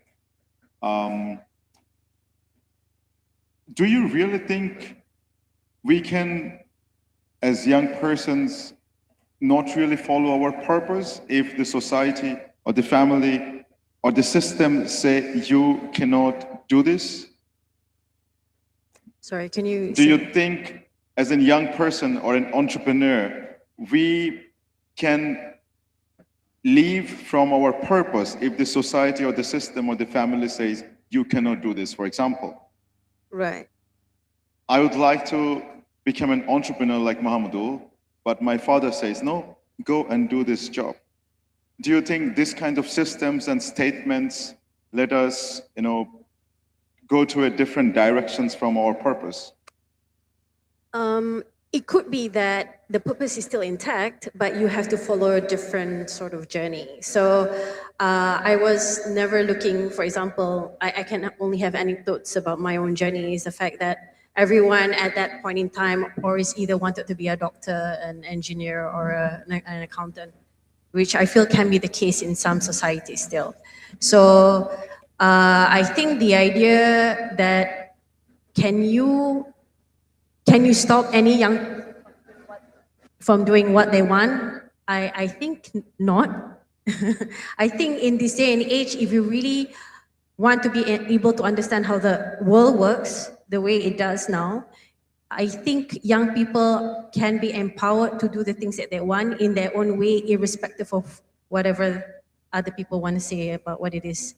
So having said that, there are many ways of achieving purpose. I don't think you ever let go of your own purpose, unless of course you don't know where that is. And I feel that young people don't necessarily know what they don't really know what they want to do immediately. And I feel that if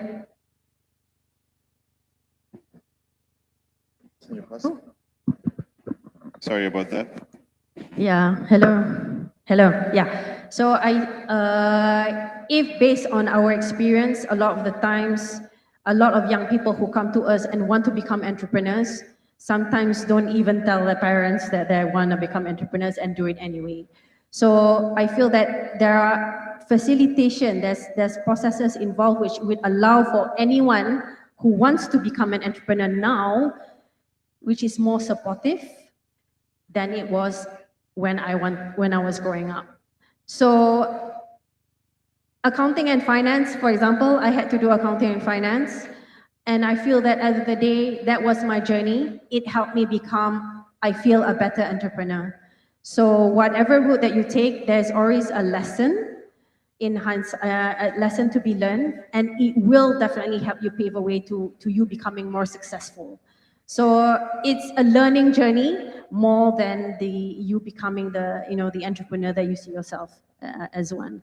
So no, but these days I can't stop my kids from doing what they want. So I feel that's near impossible. It is near impossible. Okay. Yeah, thank you so much. Nearly impossible. To my friends Mohammadul and Manahil, one simple question, and you have to answer in 1 minute each. Cool? Okay. So how would this new world look like if all the Gen Zs are in power, in politics, in business, at campuses? Older people are what? Can you How repeat? would this new world look like if your generation runs the world? All right. So I feel like, when I go to any, in last year, I had the experience of going to Mongolia at the United Nations House in Ulaanbaatar. So what I really felt is, before that was my first ever international experience. So this is one of my international experiences. I get to meet a lot of people from many countries. So I feel like if Gen Z or young people like me would lead a country or a community, they should think like that the world is a global umbrella and the senior peoples are just like our umbrellas, and they can guide us, and it just, you cannot go to the roads when it's rain, while our seniors holding the umbrella, right? So we have our senior have to guide us, have to take with them under that umbrella, and we also have to collaborate with global communities to maybe impact our nation and community. For example, in Japan and in Bangladesh, maybe some of the villages are quite same. So maybe if something that is feasible in Japan, maybe we can replicate that. Maybe we can collaborate with them, just like 30 Club in Japan. I have a deep connection with the 3Z global ecosystem. So I get to meet a lot of my friends of 30 Club members from all over the world. So I get to talk with friends from Philippines. They run their 30 clubs and they solve their own social problem. And I think like this is the community and this is the global cooperation that we need to build, even if we lead the nation, so that we can empower our own community and also help other countries to grow together. And yeah. Thank you. I agree. It will be a generation of active, localized builders who will have used knowledge to solve their regional socio-economic crisis unhindered by geography. Thank you so much. Professor Datu Muhammad Saleh Zafar, my last question to you, and sir, you have to answer in 1 minute. Sorry about that. So how will the future of Al-Bukhari International University look like in this new world order? Thank you very much. I think it is not about the university itself. It is about the graduates who we produce that is actually spreading all around the globe. We do hope with the kind of training that we give them, exposures that we give them at Al-Bukhari International University, we hope to see different versions of Al-Bukhari, the founder, in different countries of the world. They're all coming from disadvantaged and marginalized community. We hope to see leaders coming out of our university education, and they come and lead their respective communities, inshallah, in the future. And that will be the one that we hope to see in the future, not about our university, it is about them. It's the young people that graduate the young from people the that we university. produce, yeah. Thank you. Professor Yunus, sir, we'd like to hear your closing reflections from this plenary. Thank you. Just briefly, I was thinking that we had talked about the university education, how to rearrange it, reorient it, etc. But thinking back, I feel University is too late for them. We already ruined their creative capacity. In a way, they have been mutilated along the process by the time they come to the university. So that's too late to come to the university. So it should start as early as possible. Starting from the very early age, they will be creating their own cohort and see, they will gradually create their own thoughts, own way of doing things, etc., etc. We can only bring inputs into their discussion. That's about it. So this is one free way of discovering their own world. The second point is young generation today. We're talking about little kids, the generation of 5-year, 10-year-olds.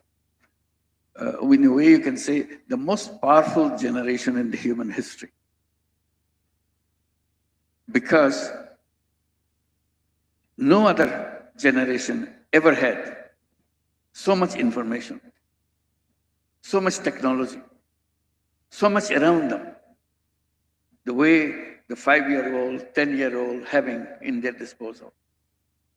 Even the 5-year-olds start growing up, touching the wall, see which game, which fun thing they can do, because they feel the touch will change everything, because they have already experienced elders looking at the thing and touching it, changing it for them too. So they watch it, they think everything is about touches. And starting from there, they learn how to use the technology. Technology becomes part of them. Even when the grandfather or grandmother generation struggles with a little difficulty with the phone, with some technical thing, is a 7-year-old kid who comes, touches it, and says, it's done. How he found out, how she found out, nobody knows. But it is the elder who is a very smart person, happened to be former professor or something, but the struggle for days, couldn't solve it. So this is the inherent way they gather their power of understanding of the world today. So that power will not go on to be tamed, to be trained by the people who are, in their eyes, probably cavemen. So the caveman is trying to get the smartest generation in human history to do things in their way.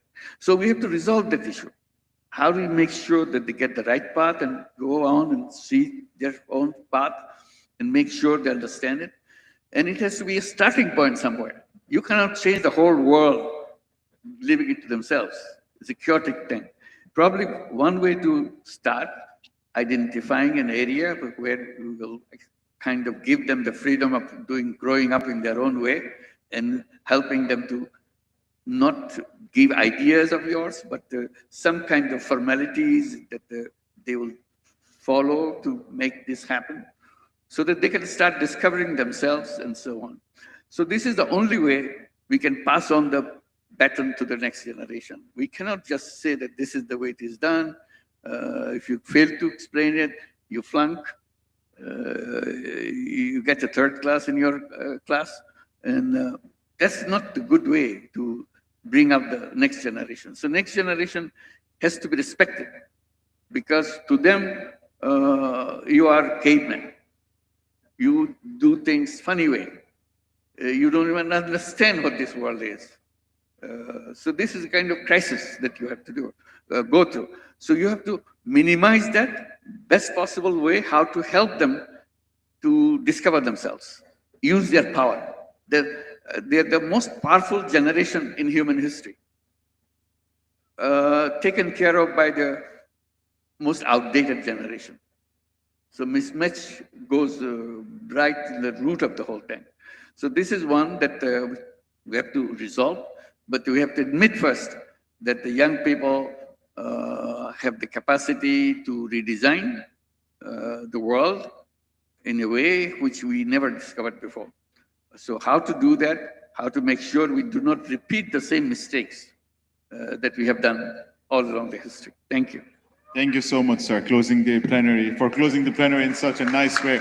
Let us try to engage and support and help our young generation to be bold, be creative, and to do things the way they would like, and definitely the new world will be possible. Thank you so much to all my guests. Can we have a group picture now standing here?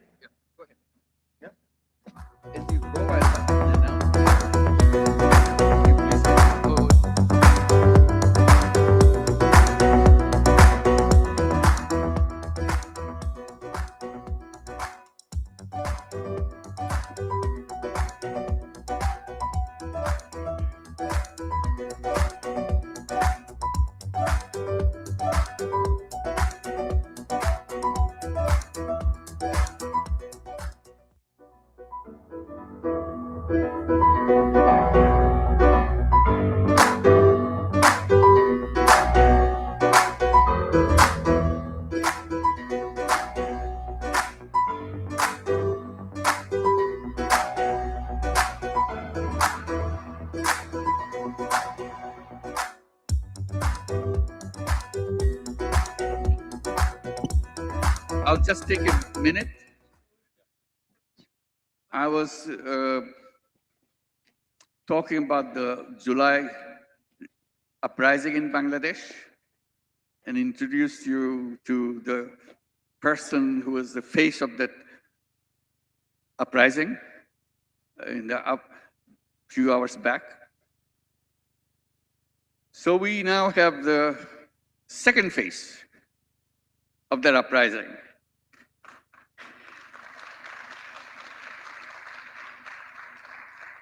Very quiet person, but he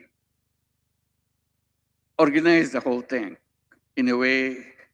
His individual capacity made him believe that this is the best way to do that. Because at that time, communication was not very convenient, because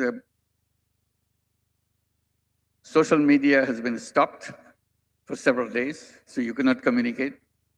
And you are hiding all the time, because government is looking for you. And once they catch you, you know what happens to them.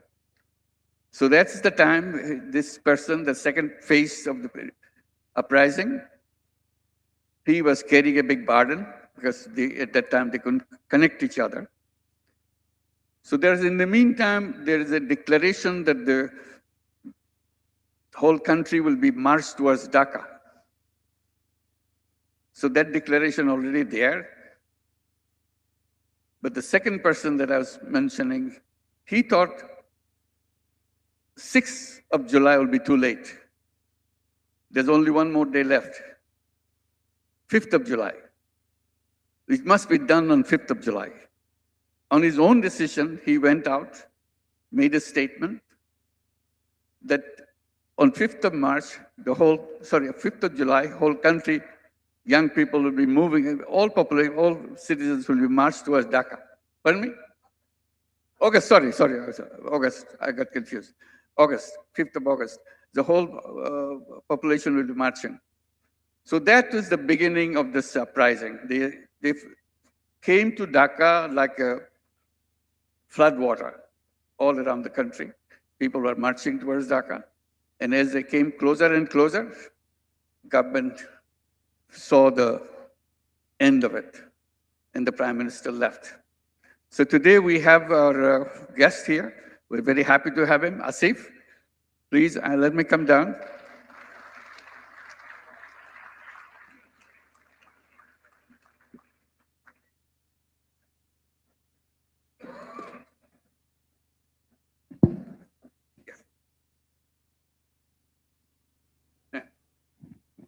Okay, here he is, Asif. He's number 2 in history. So these are historical figures that we now have them with us. It's a wonderful thing to have them. He was also included in the cabinet as soon as we took vote in the interim government. And he also resigned and later joined the party created by the student leaders, yes. So he didn't contest in the election. So he's still a leader in the party, but not inside the parliament. So here is Asif. Would you say a few words? Yeah, go ahead. First of all, that's a great honor to meet a lot of good people from around the world. And thanks to Dr. Mohammad Yunus sir for introducing me in such a way. So I was there in the audience and I was hearing from the dais. That was a great discussion, and the celebration of 16th Social Business Day.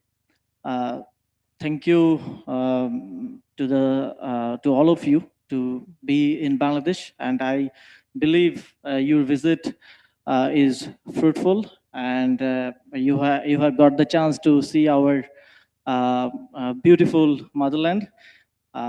Thanks a lot. That's all. Thank you very much. Let's give a big applause to him. Another thing I should mention, I was at that time when this is going on, I was in Paris with the Paris Olympic. I was busy with that. So every night, this is the guy calling me, come back, after the government ran away. So he was on behalf of all the people in the uprising, trying to persuade me to come back to Bangladesh to form the government. And I was pleading with them, no, not me, find somebody else. I'm not good for those kinds of things. I do the things I enjoy, trying to explain as much as I can. But they will not accept that. So finally I said, okay, why don't you think about it, find somebody else who can handle this much better than I do, then you will say that. So he waited, next day call again, same story, please come, nobody else is acceptable. You'll be the only one who will be the right person for us. Again, I explained that this is not a good decision for you. I should not be in the government. You find somebody else. Again, we waited. On the third day, finally, they pleaded. On behalf of them, they were discussing with him. I was discussing with him, only person on the phone. So I said again, on the third day, finally, they pleaded that this is getting too late because the whole country is impatient for a government. For 3 days, there's no government because you are not agreeing. So finally, I said, okay. So then he said, catch the flight as soon as possible. Catch the first flight. So that's the one I did. So this is the guy who made me take the job. Thank you very much. So, sir, I would like to thank you again to take that massive responsibility at that time when the whole country was not sure about the country's future. And that time he took the responsibility of the country, and thank you for your service. And as well, I would like to say happy birthday, sir. Thank you. So now you are part of history. You got connected. The whole dots are connected. So it's a wonderful occasion for all of us to have him here. Thank you very much for coming. Thanks a lot.